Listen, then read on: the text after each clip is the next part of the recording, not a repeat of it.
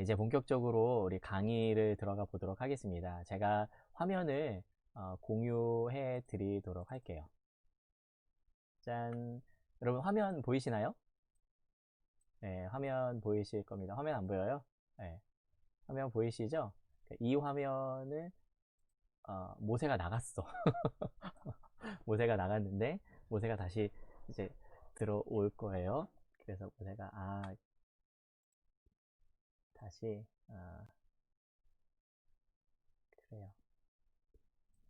다시 들어올 거예요. 좋습니다. 네. 뭐 하고 싶은 말 있으면 채팅에다가 막 남겨주셔도 되겠습니다. 저는 이제 여러분들이 다 보이고, 보시면은 이제 요한계시록 성경 공부반 1주차 오리엔테이션 성경을 어떻게 읽을 것인가에 대한 내용이에요. 어, 그 요한계시록 성경 공부를 신청하게 된 이유가 좀 궁금했었어요. 그래서 여러분들이 어떤 이유 때문에 요한계시록을 신청했을까 이런 이야기를 했었었는데, 일단은 제가 하나하나 좀 읽어보면서 그 답변을 이렇게 해드리도록 나누도록 할게요. 요한계시록 성경 공부를 해볼 기회가 별로 없었다. 근데 맞아요. 이 요한계시록 성경 공부를 할 기회가 여러분들이 흔치는 않을 거란 생각이 듭니다. 그래서 해석의 여지가 많아서 어디까지가 성경적이고 역사적인 해석인지 기본 방향을 잡기가 좀 어렵다 이런 이야기를 하셨는데, 전천년설, 후천년설, 이게 뭔가 좀 배우신 분 같아요. 그래서 전천년설이냐, 후천년설이냐, 그래서 계시록에 보면은 천년왕국, 천년 동안 왕노릇하리라 라는 말씀이 있는데, 그 말씀을 어떻게 해석할 것이냐에 대한 그런 이야기를 좀 이야기를 하죠. 그래서 전천년, 후천년 이게 무슨 말인지 몰라도 일단은 기다리시면은 그 본문이 됐을 때에 저희가 그 궁금한 것들은 그 텍스트에 대한 궁금한 것들은 그 본문에 들어갔을 때에 저희가 좀 자세하게 다뤄보는 그런 걸로 하겠습니다. 계시록 제대로 공부해서 흔들리지 않고 소망을 가지려고. 좋습니다. 흔들리지 않는 그런 소망을 가지시려는 이 내용 좋습니다. 요한계시록을 알고 싶어서 저도 알고 싶습니다. 네. 코로나 바이러스로 인한 전염병도 그렇고 점점 주님 다시 오실 날이 머지 않았음을 느끼네요. 언제 오실지 아무도 모르지만 마지막 때를 어떻게 준비해야 할까 하는 마음에서 신청하게 되었습니다. 여러분 이거 쓰신 분 각오는 돼 있으시겠어요? 하나님이 너 이거 준비해야 돼 라고 하시면은 그거 하시겠습니까? 어, 정확한 그거예요. 이 맞습니다. 하나님이 우리에게 무엇인가 준비시키시고자 요한계시록을 주셨어요. 요한계시록을 주실 때에는 이유가 있으시겠죠.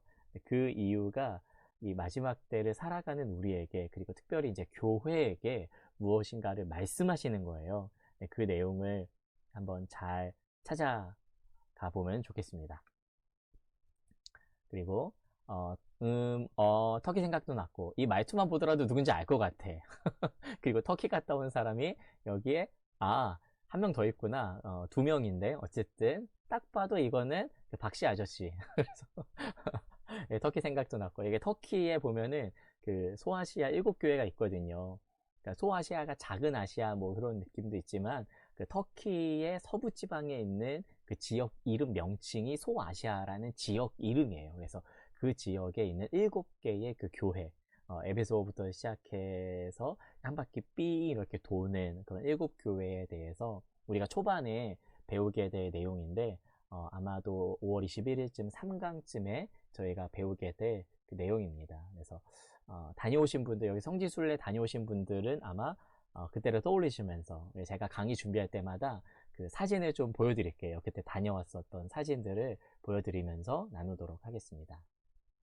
지금껏 요한계시록을 집중적으로 주의 깊게 읽어본 적이 없다. 그리고 이번 기회에 하나님이 계시하셨던 부분들이 지금 나의 삶에 어떤 연관성으로 작용할지와 전체적인 계시록의 흐름을 알고 싶어서 신청했다. 굿, 좋습니다. 영은 언니가 함께 하자 그래서 영은이를 언니라고 부르는 그런 그 자매가 좋습니다. 나의 삶과의 연결점, 이 부분들에 대해서 분명하게 해답을 얻으실 수 있도록 저도 최선을 다하겠습니다. 그리고 그 다음 분은 주 하나님을 알기 원합니다. 겸손히 사랑하고 싶습니다. 아이고. 이것도 참 말투가 누군지 좀 느껴지는데, 하나님을 알고 싶다는 건 너무 좋은 것 같아요. 성경은 언제든지 하나님에 대해서 알려줍니다. 그래서 우리가 성경 공부한다는 거는 다른 게 아니라 하나님과 하나님의 마음에 대해서 알아가고 배워가는 시간이에요. 좋습니다. 겸손히 배우겠대. 이것만큼 좋은 고백이 어디 있어요.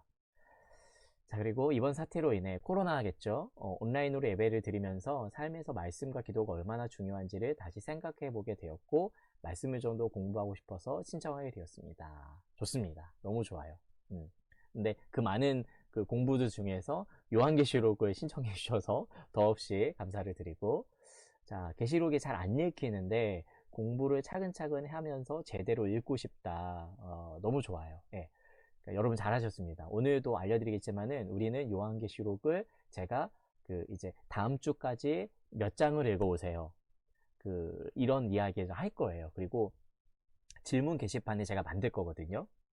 질문을 게시판에 만들 건데 그 질문 게시판에다가 댓글로 여러분들이 그러니까 다음 주까지는 1장을 읽는 겁니다. 그러면은 그 게시판에 만들어 놓으면은 거기다가 다 댓글로 달아주시는 거예요. 질문들을. 그래서 1장 읽었는데 이 단어가 이해가 안 가요. 근데 왜 이런 말씀을 하셨죠?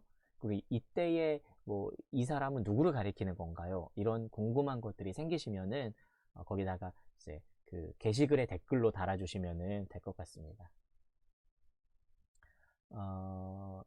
그 다음에 계시록을 읽어본 적이 있으신가요? 한 번도 없다가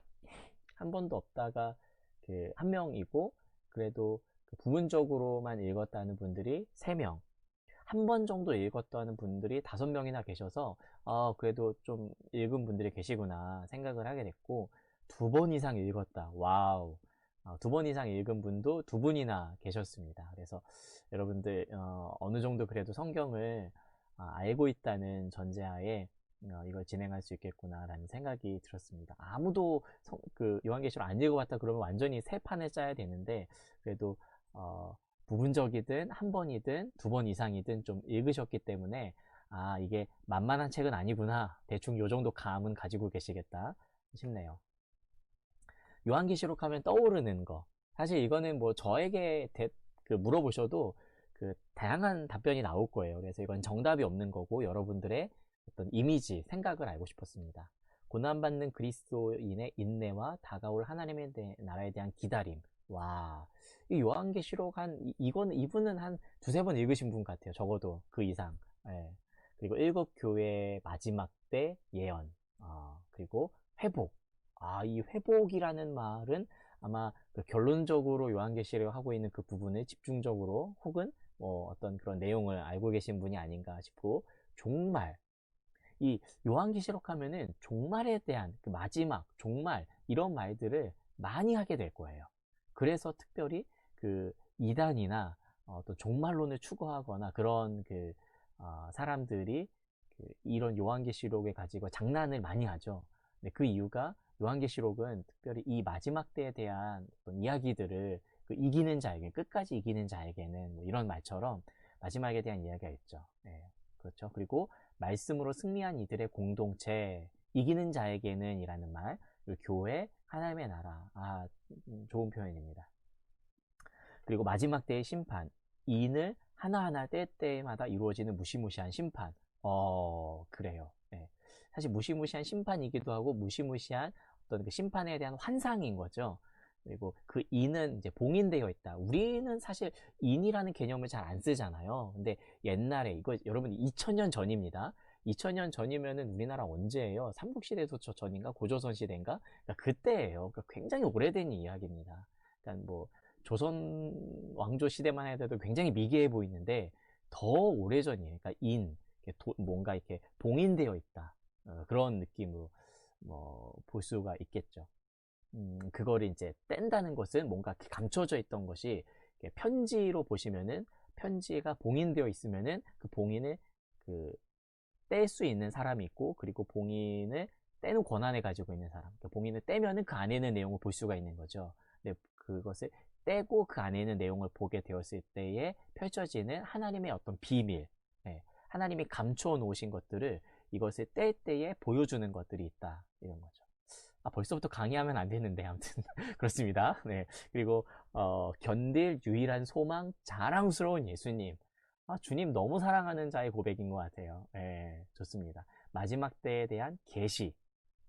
마지막 때에 대한 계시. 이거 괜찮은, 맞는 표현이에요. 예. 계시라는 말 자체, 나중에도 뭐 다음 주에도 하겠지만은, 계시는 드러내는 거예요. 근데 우리는 거꾸로 요한계시를 꽁꽁 싸매죠? 안 읽죠? 근데 계시는 말 그대로 드러나는 거예요. 이렇게 드러내 보이다. 그래서 그 감춰져 있던 것이 이렇게 드러내 보인다는 것이 계시, 그 리빌이라는 말입니다. 심판, 딱 한마디로 썼는데 뭔가 확 오는 거죠. 자, 제가 교회라는 이 주제를 여러분들한테 좀 던졌어요. 그리고 필독서도 사실 교회인데, 어, 궁극적으로 우리가 추구해야 되는 거는 교회예요, 교회. 그리고 요한계시록도 나중에 말씀드리겠지만, 그 마지막 때와 하나님이 이루실 예언의 성취를 바라보고 있는, 그리고 고난 가운데 핍박 가운데 있는 너희들은 어떻게 살아야 된다라고 하는 그러한 도전을 주는 메시지입니다. 그러니까 교회를 향한 메시지예요. 그래서 교회가 어떠해야 되고 교회가 무엇을 가지고 있는지, 그러니까 우리는 무엇을 추구할 수 있는지가 굉장히 중요합니다. 그래서 교회는 어떤 곳이라고 생각하는지에 대한 여러분의 기존에 있는 생각들, 그리고 그것을 더 견고하게 하거나 아니면 그것을 좀 우리의 생각을 바꿔가거나 아니면 새로워지거나 이러한 흐름이 되지 않을까 싶습니다. 우리 재호 형제님이 들어오십니다. 재호 형제님 어제 인사 못 나눴는데 우리 이따가 잠시 또 대화 나누는 시간을 가지도록 하면 좋을 것 같습니다. 네, 계속 일단 이어가 볼게요. 그리스도인의 예배와 하나님의 말씀을 이해하는 곳이다. 뭐 이런 생각을 하고 계시죠. 그리고 또한 거룩한 사람들, 교회는 거룩한 사람들이다. 그리고 말씀을 나누는 곳, 공동체가 모이는 곳, 어떤 그 교회를 장소의 개념으로 이야기를 해주셨고, 그 바로 전에 거룩한 사람들이라는 것은 교회를 어떤 건물이 아니라 공동체 이렇게 생각을 해주셨는데 사실 다 맞는 개념이에요. 예. 교회는 사람들이라고 해서 건물이 교회가 아니냐? 그것도 아니에요. 같은 말입니다. 근데 건물로만 교회를 생각하기 때문에 사람이 교회다라는 것을 강조하는 거지 건물도 교회 맞죠? 당연히. 우리 교회에서 모이잖아요. 그렇죠? 하나님을 예배하는 곳, 죄인들이 모인 곳, 정신적, 육체적, 물질적 등등 어려운 분들이 다른 곳보다 비교적 접근성이 큰 곳, 주님의 사랑으로 반겨주는 곳, 좋습니다. 예배하고, 그리고 죄인들이 있고, 그리고 그러니까 비교적 접근성이 높은 곳. 어디보다 비교적 접근성이 높은지 한번 물어보시긴 하지만, 어쨌든, 그리고 주님의 사랑으로 반겨주는 곳. 자, 제가 사랑합니다. 여러분, 반겨줄게요. 좋아요. 그리고 예수님이 핏값으로 사신, 그리고 사실 곳. 이거 바울의 고백이죠. 예수님, 뭐죠? 핏값으로 사신 그런 교회다라고 하는, 그런 곳. 핏값으로 사신 교회의 감독자로 너희를 부르셨다. 라고 하는 그런 고백에서 나오는 표현인데, 여러분, 예수님이 핏값으로 사신 그런 곳. 그래서 성경 그대로 하면은 하나님이 자기 피로 사신 교회라는 표현이 나오거든요. 그런 곳입니다. 맞아요. 너무 좋은 공감합니다. 예수로 말미암아 말씀이 성취된 공동체. 이거 진짜 성경을 잘 아는 분이에요. 예수 그리스도가 언약을 성취하시는 분인데 그 예수의 공동체라는 그런 말이죠. 많이 하네요, 여러분들. 너무 좋아요. 예수님을 믿는 자들이 함께 모여 예배하고 찬양하고 사랑으로 힘써 나누는 공동체의 장이다. 저 이 표현 좋아합니다. 예, 어떤 장이다 이런 표현 제가 좋아하는데 맞아요. 맞습니다. 사랑으로 힘써 나누는 공동체. 그리고 교회란 죄인이라서 갑니다. 아버지 죄인이에요. 이런 표현. 그리고 내 고향을 맛보며 내 안에 주의 안방 통치하시는 하나님, 주 예수 그리스도의 곳, 이렇게 여러 가지 표현을 해주셨는데 좋습니다. 하나님을 사모하는 사람들과 마음껏 예배하고 찬양하고 나눌 수 있는 곳이다. 지친 일상에서 잠시나마 휴식이 되어줄 수 있는 곳이고 나를 내려놓기도 내려놓게 되고 내려놓게 하시는 곳이다. 그래서 굉장히 감성적으로 이것을 표현해 주셨는데 너무 좋은 것 같습니다. 예. 지친 일상에서 휴식이 되어줄 수 있는 곳이 교회라는 표현이 위로가 되잖아요. 너무 좋아요. 그리고 간식. 아이쿠. 저는 이거 있어야 된다고 봐요. 예. 원래 교회는 밥상 공동체입니다. 교회는 나눔의 그런 예수님도 받아 먹으라, 마시라 이러셨잖아요. 원래 이런 먹는 공동체예요. 교회가 말씀 먹고 서로 나눔하고 그리고 예배, 목장 모임. 저희는 이제 사랑방 모임인데 아마 목장 모임이라고 한 걸 보니까 다른 교회 그런 공동체도 이렇게 염두에 두면서 표현하신 것 같아요. 좋습니다. 예수 그리스도를 구주로 믿는 사람들이 모인 곳, 아멘. 예, 교회의 뭐랄까요, 성경적인 정의로 본다면은 예수 그리스도를 구주로 모인 사람들의 공동체다. 이게 어찌 보면 좀 명문화되어 있는 표현이기는 합니다. 좀 신학적인 표현인데 어떤 곳이 되어야 되는지에 대한 고민이 있다. 필립 얀시가 교회 나의 고민 나의 사랑이라고 한 것처럼 이분도 아마 교회에 대한 어떤 고민이 있으신 것 같아요. 그 고민을 나눠보는 장이 되면은 좋을 것 같습니다. 기대하는 바, 이건 아마 여러분의 목적과도 좀 같다고 생각이 되는데, 그래서 위 목적과 같습니다. 이렇게도 표현을 해 주신 분도 계세요. 그래서 이분은 위 목적이 계시록에 대해서 제대로 공부해서 흔들리지 않고 소망을 가지려고 이렇게 쓰셨는데, 그러한 것을 기대한다? 맞습니다. 좋아요. 예.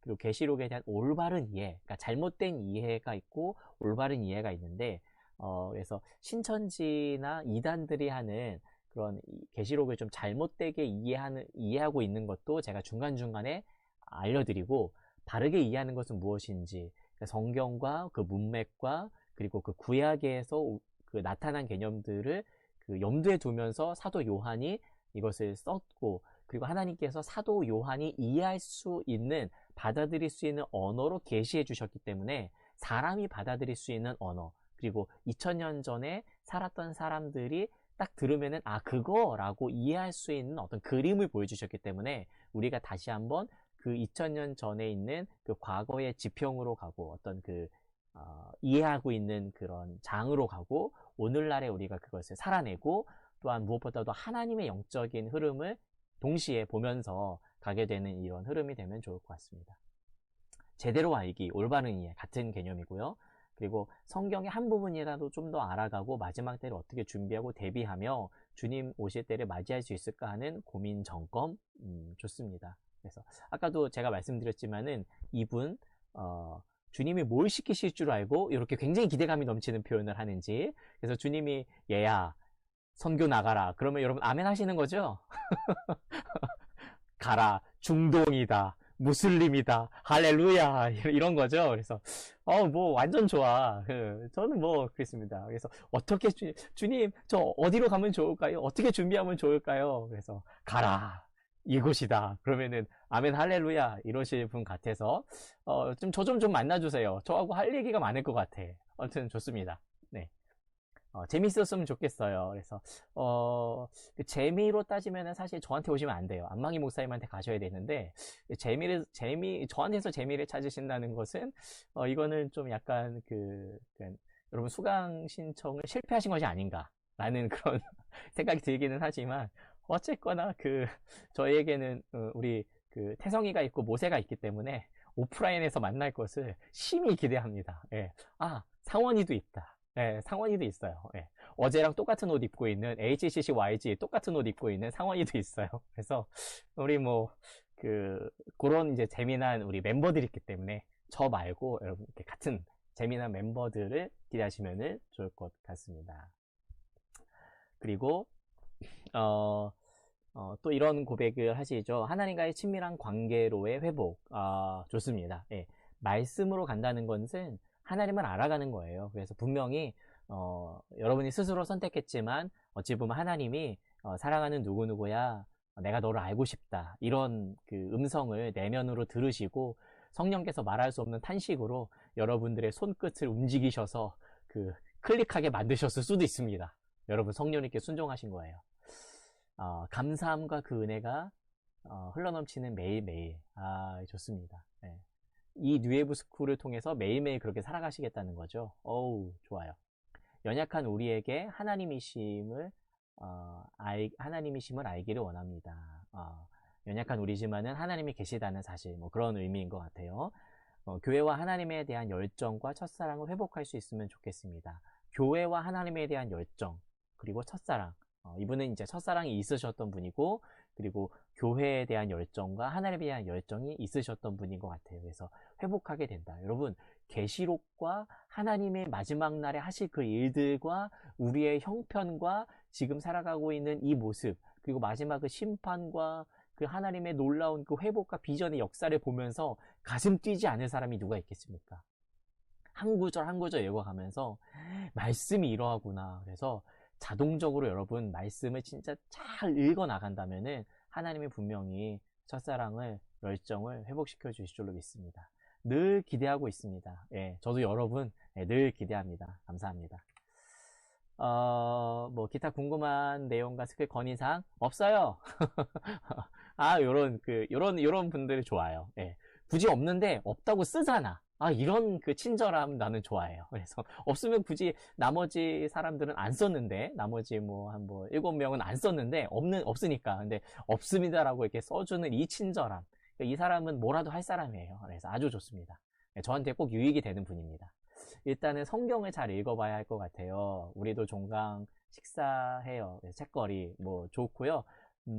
지금 계획으로는 한 2번 정도 만나려고 하고 있습니다. 오프라인으로. 그래서 그게 이제 주일이 될지 아니면은 이 목요일이 될지, 그래서 투표도 한번 올려보고, 그래서 일단은 온라인으로 하기로 했으니까는 1주차, 2주차까지 그는 그러니까 다음 주하고 그 다음 주까지는 아마 오프라인으로 일단은 해야 되지 않을까 싶고, 그러니까 생활 속 사회적 거리두기로, 그러니까 생활 속 사회적 거리두기로 좀 이렇게 우리가 전환이 된 상태니까는 그 이후에 뭔가 아무런 더 확진자가 많이 발생하지 않는다, 좀 더 안전하다, 그러면은 이제 모여도 되겠구나라는 생각을 가지고 한번 이제 모여보고요. 지금으로서는 당장 다음 주에 모이는 거는 좀 현실적으로 쉽지는 않을 것 같아요. 아직 사랑방도 개강을 안 했기 때문에 그런 점을 양해해 주시기를 바랍니다. 그리고 동영상을 녹음이나 저장 가능할까요? 제가 지금 녹음을 이렇게 하고 있거든요. 녹음을 하고 있는데 이거를 업로드 해가지고 여러분들이 다시 복습하실 수 있도록 그렇게 한번 해보겠습니다. 오늘 사실 제가 테스트를 해보고 한 거는 아니라서 이게 제대로 될지는 모르겠지만 그래도 한번 해보도록 하겠습니다. 성경을 어떻게 읽을 것인가, 요 인트로만 하고 우리 잠시 쉬어야 될 것 같아요. 제가 요거 10분 버전, 그러니까 40분 데모 버전이라서 이 다음번에 할 때는 우리 성훈 형제가 이 줌 회의 방을 열어주시면 좋을 것 같아요. 그래서 오케이, 네, 열어주시면은 그때는 쭉 이어가지고 잠깐 10분 쉬었다가 쭉 이어서 가도록 하겠습니다. 화장실 다녀오시고 이렇게 저처럼 차도 한 잔 드시고 잠깐 쉬었다가 하면 좋을 것 같습니다. 제가 남은 시간 8분이고요. 한 1분 정도 남았을 때에 자 이제 잠깐 멈추겠습니다. 이런 이야기를 나누도록 하겠습니다. 성경을 어떻게 읽을 것인가, 이거를 먼저 나누고 싶었던 이유가 우리가 성경을 읽는 법을 모르고 나서 바로 이제 들어가면은 안 될 거라는 생각이 들어요. 그래서 성경을 읽는 거, 성경은 어떤 책이고 성경을 어떻게 읽어야 되는지, 이것만 해도 10주 강의가 되겠지만은 아주 짤막하게 제가 몇 가지 중요한 그런 책들을 발췌해 가지고 여러분들에게 알려드리고자 준비해 봤는데 그 내용 나누도록 하겠습니다.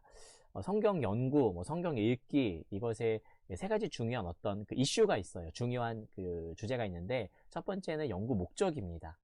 왜 성경을 읽으려고 그래? 라고 하는 그런 거겠죠. 당연하죠. 소설을 읽더라도 만화책을 읽더라도 그거 왜 읽으려고 그래? 재밌으니까. 위인전 왜 읽어? 교훈을 삼으려고. 뭔가 그런 이유가, 목적이 있잖아요. 네, 그런 거가 마찬가지이죠. 요한계시록을 왜 읽고 싶은지, 사람들은 요한계시록을 통해서 무엇을 원하는지, 사실 이거는 하나님이 왜 우리 가운데 그걸 주셨지? 라고 하는 것과 동일합니다. 그래서 연구 목적, 성경을 읽는 목적은 하나님이 우리에게 성경을 주신 목적을 알아나가는 과정이기도 해요. 근데 그거를 우리가 또 찾아보겠습니다. 그리고 읽는 관점이 중요한데 우리가 어떤 안경을 가지고 성경을 대하는가. 세계를 보는 눈이 세계관이라고 하잖아요. 그래서 유물론적인 세계관이 있고 무신론적인 세계관이 있고, 우리는 당연히 유신론적인 세계관, 특별히 유신론 중에서도 삼위 하나님을 믿는 유일신을, 다신론도 아니라 유일신의 하나님을 믿는 어떤 그런 관점으로 이 세상을 바라보고 하나님이 지으신 창조된 세계를 우리가 바라보죠. 그러니까 하나님이 지으신 창조된 우리 개인을 바라보는 것과, 그리고 어떤 과학자나 어떤 유물론자의 그 과학 의사가 인간을 바라보는 것은 완전히 달라요. 그렇죠? 하나님의 형상으로서 인간을 바라보는 사람이 인간을 대하는 것과, 유물론자인 과학자가 그리고 의사가 인간에 대하는 것은 너무나도 다른 겁니다. 예, 너무나도 그 결과가 달라지고 생각은 결과를 낳는다고 어떤 읽는 관점이 그래요. 근데 성경을 읽는 것에도 이런 관점이 있다는 겁니다. 성경을 대할 때에 어떠한 틀을 가지고 내가 보느냐라는 그런 생각이 있을 수 있다는 거죠. 그래서 성경 자체가 우리의 관점, 어떤 뷰포인트를 바꿔주기도 하고, 그리고 이미 우리가 가지고 있는 어떤 틀과 생각을 가지고 이것을 보기도 합니다. 성경을 읽을 때에 자유주의 신학자들이나 어떤 비평학자들은 여기에서 비신화화라고 하거든요. 그러니까 성경에 그 신화되어 있는 것들, 뭐 기적이라든지 너무 이제 덮여 씌워져 있는 것들을 하나하나 걷어내고 원래 그때 당시 역사적인 의미를 찾아나가는 이런 관점으로 대하기도 합니다. 근데 저와 여러분들 같은 경우에는 주로 어떤가요? 한 절 읽고 아멘, 한 절 읽고 아멘, 약간 요런 그런 관점, 그런 생각들도 없지 않아 있죠. 근데 이번에 저희가 할 것은 좀 더 성경에 있는 어떤 눈을 가지고 관찰하고 그것을 좀 주해라고 하거든요. 해석해내는 것. 그래서 그렇게 하고 내 삶에 이것을 어떻게 적용할까, 하나님은 어떤 마음이실까라고 하는 조금 더 영적인 틀을 가지고 눈을 가지고 보는 그런 시각들을 가지게 될 거고요. 그리고 연구의 방법, 그러니까 어떤 그 기술이 필요한 거예요. 네, 어떤 방법이 필요합니다. 어떤 방법을 가지고 우리가 성경을 읽을 거냐라고 하는 것. 이것은 단지 우리가 큐티하는 게 아니에요. 지금 우리는 성경을 큐티하기 위해서 모여 있는 게 아닙니다. 한 절 읽고 깊이 먼 산 잠깐 바라봤다가 혼자 내면의 세계에 들어갔다가 과거의 기억 속에 들어갔다가 이런 깊이 있는 어떤 묵상이라기보다도 자세하게 읽고 그 하는 어떤 그 성경을 연구하고 읽는 거예요. 그러니까 공부하는 겁니다. 스터디하는 거예요.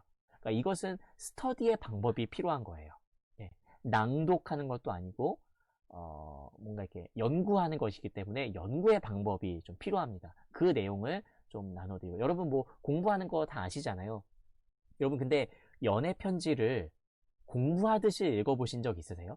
아, 이 사람이 왜 이런 말을 썼을까? 물론 이제 가끔씩 그 여자의 그 편지에는 이제 많은 공부가 필요하기는 합니다. 그렇죠? 이제 그 여자의 언어를 이해해야 되기 때문에 이중 언어를 잘 파악해야 되는, 그래서 나는 배 안 고파라고 하는 그런 말에 어떤 분명한 메시지를 우리가 발견해내야 돼요. 근데 그런 것이 아니라 그거를 막 학문적으로 학술적으로 연애 편지를 각주 달아가면서 막 이렇게 하는 사람은 없을 거예요. 그냥 느끼고 이랬구나, 어떤 그러한 그 총체적으로 나의 삶에 다 들어서 그때의 감정과 이것을 몰입해서 읽는 거죠. 그래서 어떠한 그 방법에는 그 성경의 시가서를 읽을 때랑 우리가 있는 이 계시록처럼 묵시록을 읽을 때랑, 묵시라는 말을 이따 알려드릴 거예요. 묵시록을 읽을 때랑, 바울의 서신인 편지체를 읽을 때랑, 그리고 역사서의 서신을 읽을 때랑 좀 방법이 달라야 돼요. 왜냐하면 그 쓰여진 장르가 다르기 때문에 이러한 부분들을 우리가 방법론에서 좀 배워볼 수 있는 거죠. 우리는 특별히 계시록을 읽기 때문에 계시록이 묵시 문학의 특징을 가지고 있는 거예요. 이렇게 읽는 것과, 그러니까 사도행전을 읽는 것과 계시록을 읽는 것을 같은 식으로 읽으면 안 돼요. 물론 이제 같은 말씀인데, 같은 성령의 저자인데 쓰여진 어떤 문학적인 양식이 다르다는 거예요. 제가 여러분들한테 어떤 무엇인가 하나를 전달하려고 그럴 때에 오프라인으로 만나는 방식과 이 온라인으로 만나는 방식이 같을 수는 없는 거예요. 그쵸? 그래서 그 같은 방식으로 할 수 없습니다. 다른 어떤 방식이 필요한 거죠. 네, 그런 것처럼 성경을 대할 때에도 약간의 그 다른 방식들이 필요하다. 그러니까 방법이 필요하다. 이런 말씀을 드리고 싶습니다. 요거까지만 하고 잠깐 쉴게요. 성경을 읽는 목적인 세 가지인데, 첫째는 하나님과 우리의 관계를 밝히는 것. 예, 하나님과 우리의 관계를 알아가는 것. 그리고 이 땅에 드러나야 될 영적인 원리, 하늘의 이치. 요 쓰신 분이 이문장 교수님이라고, 이문장 목사님이라고 좀 더 한국적인 그런 그 성경 읽기를 제안하신 분이라서 하늘의 이치 이런 말씀을 좀 씌웠어요. 그래서 너무 이렇게 어색해하지 마시고 하나님 나라의 어떤 그 진리다 이런 생각을 하시면 될 것 같습니다. 그리고 그것을 우리의 인격과 생각과 우리의 마음에 새겨야 되는 것이 성경 읽는 목적입니다. 이것은 보편적인 목적이기 때문에 창세기든 요한계시록이든 사도행전이든 로마서든 공통이에요. 하나님과 우리가 어떤 관계에 있는가, 계시록을 읽을 때에 하나님과 우리의 관계가 어떻게 묘사되고 있는가, 그래서 교회와 그리고 교회 공동체가 예수 그리스도가 어떤 관계에 있는가 이런 것들을 좀 염두에 두면서 우리가 읽어야 될 필요가 있다는 거죠. 성경을 읽는 목적에 대해서 좀 전에 나눴었죠. 성경을 읽는 목적에 대해서 우리가 했었고, 그리고 하나님과의 우리의 관계, 그리고 이 땅의 어떤 원리, 그러니까 하나님과의 관계, 그리고 이 땅에 드러나야 될 어떤 영적인 원리, 그리고 하나님의 나라의 그 진리, 그리고 그것이 우리의 인격과 생각과 우리의 마음에 새겨지는 것. 이게 그 말씀의 내면화라고 하거든요. 그러니까 말씀이 겉에서만 도는 게 아니라 말씀이 내면화해야 된다. 우리 내면, 우리 속사람을 바꿔야 된다라는 이야기이고, 씨 뿌리는 자의 비유 아시죠? 그러니까 씨 뿌리는 자의 비유에서 말씀이 땅에 떨어지긴 하는데, 뿌려지기는 하는데, 길가도 아니고, 돌짝밭도 아니고, 가시밭도 아니라, 좋은 땅에 떨어지는 그러한 그게 돼야 된다. 내 말씀은 곧, 그러니까 씨는 곧 말씀이다. 이런 성경에 예수님의 해석이 있죠. 그래서 궁극적으로 우리가 성경, 말씀을 읽는 어떤 목적은 우리의 그 삶이 변화되는 거예요. 그것을 이야기를 해주고 있습니다. 그래서 성경 연구하는 목적은 그래서 어찌 보면 그 말이 예수님을 닮아 나가는 거예요. 그래서 우리가 성경을 읽는 그런 목적이 하나님을 알고 닮아 나가고, 근데 닮기 위해서는 그분이 어떤 분인지 알아야 되잖아요. 그러면은 그분이 어떤 분인지 알려면은 사복음서만 읽어야 되느냐? No, 그렇지 않죠. 왜냐면 예수님께서 제자들에게 말씀하시기를 성경이 나에 대해서 증언하고 있다. 그렇죠? 그러니까 그때의 예수님 시대의 성경이라고 하는 것은 구약 성경이에요. 그래서 그 구약이 나에 대해서 예수님에 대해서 증거하고 있다. 그러니까 성경 전체가 예수님에 대해서 알려주고 있는 것이죠. 그래서 우리는 성경을 읽을 때마다 그 예수님을 발견할 수 있어요. 근데 예수님을 발견할 수 있다고 하면은 대번 드는 생각이, 그러면은 예수라는 말을 찾아야 되나? 예수님의 그림자를 찾아야 되나? 이렇게 생각하실 수 있는데 꼭 그렇지는 않고요. 물론 뭐 어떤 그 예수님의 그림자를 보기도 하죠. 뭐 요셉에게서, 그리고 또 그 야곱, 아브라함이 이삭을 번제로 바치려고 할 때에 그 순양을 이제 딱 보면서 숲에 걸려 있는 보면서 그게 어린 양의 예표다 뭐 이렇게 뭐 찾을 수도 있고, 여우수아, 조슈아, 예슈아 뭐 이렇게 호세아 연결지어서 할 수도 있지만 꼭 그렇지는 않고, 예수라는 말이 하나님의 구원을 의미하거든요. 다른 방법이 아니라 하나님의 방법, 그러니까 하나님이 구원하신다라는 거기 때문에 인간의 노력과 인간의 어떤 많은 노력으로 인해서 우리가 구원받거나 의로워지는 것이 아니라 오직 하나님의 약속이 성취되는 것을 바라고 믿음을 통해서 우리가 알게 된다라고 하는 그런 것을 보면은 될 것 같습니다. 그러고 보니까 제가 화면 공유를 안 했었네, 그쵸? 화면 공유를 이렇게 하고 요거를 공유하면 안 되고 화면의 공유를 다시 한번 해보겠습니다. 됐죠? 이제 제가 혼자 열심히 나만 화면 보고 떠들고 있었던 것 같아서 좋습니다. 자, 이제 그 화면을 보면서 그 다음으로 넘어가 보도록 하겠습니다. 성경 연구와 세계관에 대한 부분들 제가 여기 그 페이퍼로도 드렸는데 페이퍼 혹시 보시는 분들은 페이퍼도 보시면서 성경 연구와 세계관의 관계, 그러니까 성경 연구하는데 무슨 관점이 필요하냐. 그래서 그 월드뷰죠. 어떤 안경을 가지고 어떤 관점으로 보느냐. 그래서 세계를 바라보는 어떤 그 방법이다. 뭐 이렇게 이야기를 하는데 성경을 연구할 때 우리 속에 이미 자리 잡고 있는 어떤 한국식의 세계관 그런 것이 있을 수 있다는 거예요. 그래서 그 성경 해석의 그 여과지로 그 작용을 함으로 성경 이해에 영향을 미치게 된다. 우리가 가지고 있는 세계관, 어떤 생각들이. 그래서 우리가 성경을 그래서 첫 번째 의미는 우리가 가지고 있는 어떤 어떤 관점이 있다는 의미에서의 그 세계관이고요. 또 하나는 우리의 그 변화가 필요하기 때문에 우리가 가지고 있는 하나님 없이 이 세상을 바라보고 있었던 그 세계관, 세계를 바라보는 눈, 관점, 이것을 바뀌어야 된다. 우리가 하나님을 믿고 있기는 하지만 어떤 신학자가 이야기하듯이 우리는 실천적 무신론자이다. 그래서 실제로 이론적인 무신론자가 아니라 이론적으로 나는 무신론자야 라고 말은 안 하더라도 실제 생활하는데 하나님 없는 것처럼 살아가는 삶의 모습이 있죠. 저도 때때로 그렇습니다. 하나님이 없는 것 같아. 그냥 일주일 동안에 나의 월요일부터 토요일까지는 하나님이 안 계시는 거야.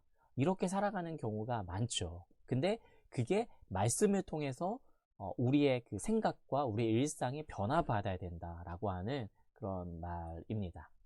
성경 연구를 돕는 방법론을 잘 익혀야 되지만 그게 전부가 아니라 방법론을 익힌 다음에 방법론을 알면은 성경이 열리는 게 아니라 하나님이 우리의 눈을 열어주셔야 된다. 그래서 여러분 성경을 읽을 때에 저는 꼭 그렇게 기도하고 권면도 하는데 성경의 원저자이신 성령께서 조명해달라 이런 기도. 그러니까 제가 이걸 아무튼 제가 만들어낸 말은 아니고 하도 그렇게 기도를 많이 들었어요. 성경을 잘 읽을 수 있도록 조명하여 주시고 이런 기도를 많이 들어서 그랬는지 저도 그게 익숙해졌고 좋은 표현이라는 생각이 듭니다. 그래서 지금 여러분 다 밝게 빛나고 있잖아요. 그래서 지금 재범이의 얼굴이 저는 딱 보고 있는데 재범이가 아주 뽀샤시하게 어제도 비비크림 했는데 오늘도 좀 비비크림이에요. 그래서 뭔가 빛이 있기 때문에 우리는 보이는 거잖아요. 그런 것처럼 그냥 성경을 읽으면은 여러분 그냥 성경을 읽으면은 까만 거는 글씨요, 흰 거는 진짜 이게 안 보여요. 왜 그러냐면은 성령께서 밝게 보여주지 않았기 때문에 성령님을 우리가 구해야 되는 겁니다. 그래서 우리가 기도하면서 읽는 게 맞아요. 그래서 반드시 성경을 읽을 때 여러분 요한계시록 읽을 때에 하나님 요한계시록이 읽습니다. 1장을 제가 읽습니다. 1장을 읽고 이것을 다 읽었을 때에 아하 라는 말이 나올 수 있도록 주님 내 눈을 열어주세요. 이런 기도를 하고 성경을 읽어보십시오. 하나님이 졸거나 주무시는 분이 아니세요. 다 듣고 계십니다. 그리고 우리 안에 계세요. 그래서 우리의 눈을 열어주실 겁니다. 이것을 우리는 믿고 있는 거죠. 그래서 성경을 읽을 때의 어떤 방법도 우리가 배우긴 하겠지만은 그거보다도 하나님께서 열어주실 것에 대한 기대를 가지고 어떻게 읽을 것인지에 대한 방법론과 더불어서 무엇을 읽을 것인가. 사실 우리는 성경을 읽어야 된다라는 그런 결론에 도달하게 돼요. 이 세상에서도 어떤 신문을 읽을 것이냐. 어떤 신문마다 똑같은 상황인데 A 신문사와 B 신문사가 바라보는 그런 동일한 팩트는 너무나도 달라요. 팩트는 하나인데 그 사실에 입각한 사실을 해석해서 의견을 붙이는 것들은 너무 다르다고요. 사설이 아니더라도 기사만 보더라도 그런 다양한 관점들이에요. 똑같은 건데 팬데믹을 보면서 팬데믹에 대한 이야기를 어떤 사람들은 기회로 해석하는 반면에 또 어떤 사람들은 이걸 위기로 보기도 해요. 위기이면서 동시에 기회 이렇게 보기도 하지만 어쨌든 그런 다양한 우리 관점이 있어야 되는데 우리에게 필요한 것은 좀 이따 말씀을 한번 드리도록 하겠습니다.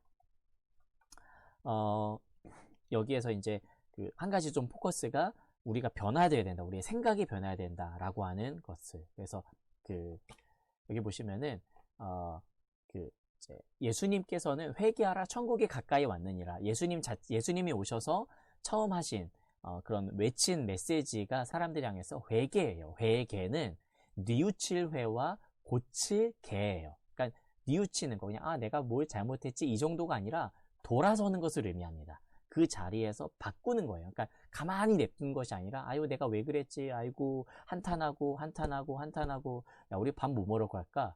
이게 우리의 대부분의 집회잖아요. 집회 열심히 회개 눈물로 쏟아놓고 그러고 나서 뭐 먹지? 아무것도 염려하지 말아라. 주님 염려하지 않겠습니다. 다 해놓고 집값 언제 오르나 이거 고민하는 게 우리예요. 그러니까 이거는 감정적인 어떤 그 눈물 쏟는 뉘우침은 돼도 고치는 건 아니게 되는 거예요. 근데 성경은 회개를 한자에도 나와 있듯이 repentance, 그 바꾸는 거예요. 고치는 거예요. 바꾸는 겁니다. 그러니까 예수님은 그걸 원하셨어요. 세례 요한도 회개에 합당한 열매를 맺으라고 했었죠. 여러분 말씀을 읽을 때에 우리가 요한계시록도 우리가 이제 읽게 될 텐데 계시록이 분명히 의도하는 바가 있고 하나님이 요한을 통해서 묵시 마지막 날에 우리에게 주시고자 하는 어떤 의도와 그 계획이 있으신데 그거는 우리가 분명히 우리의 생각과 우리의 방향을 바꾸라고 하시는 그런 목적이 있는 거예요. 근데 그렇지 않으면 안 된다는 거죠. 근데 이 말을 이문장 그 목사님은 그 일반 세상과 소통한다는 의미로 전향한다라는 개념을 쓰시더라고요.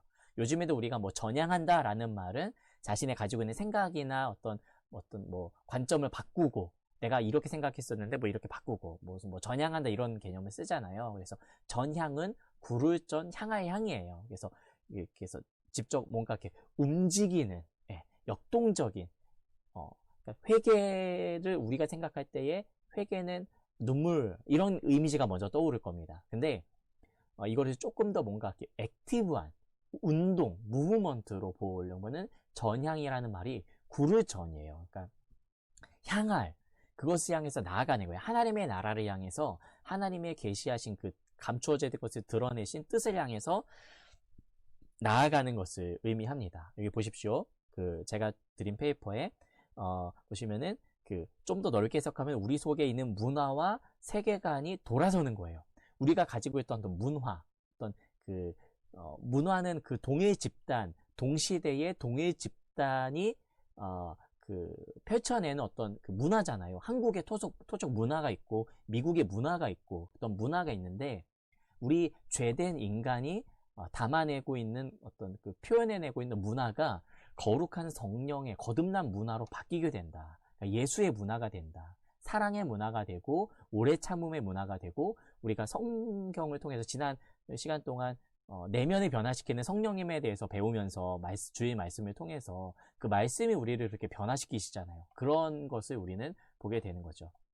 그래서 예수님이 시작하신 일에 동참할 수 있는 사람은 예수님의 방향으로 전향을 한 사람들밖에 없다. 그러니까 여러분이 계시록을 읽고 하나님 저 그렇게 쓰임받기 원합니다 라고 결단하신다는 것은 생각과 여러분의 세계관이 바뀌어야지 가능한 일이다라는 겁니다. 자, 해석의 3단계 이제 본격적으로 이 성경 해석에 대한 이야기를 드리고 싶은데요. 해석에 3가지 단계가 있습니다. 기본이에요. 이건 기본. 심화 단계도 있는데 해석의 기본 3단계입니다. 그러니까 성경 해석에 이거는 반드시 필요하다. 첫째는 관찰이에요. 관찰은 낯설게 보는 겁니다. 낯설게 보는 거예요. 제가 오늘 그 청년들하고 묵상을 한 묵상 내용 중에 하나가 사도행전 1장 6절에서 7절 말씀이거든요. 1장 6절에서 7절 말씀 보시면은 그들이 모였을 때에 이 말이 저는 새롭게 다가오더라고요. 예전에는 그냥 그 1절부터 시작해서 5절부터 6절까지 그냥 쭉 넘어왔었는데 이 그들이 모였을 때에 라는 말이 이거는 분명히 그 전에 하고 또 다른 상황인가? 라는 생각이 들더라고요. 그래서 40일 동안 있다가 가르치시다가 또 다시인가? 아니면은 뭔가 이런 그런 생각들이 좀 들긴 했습니다.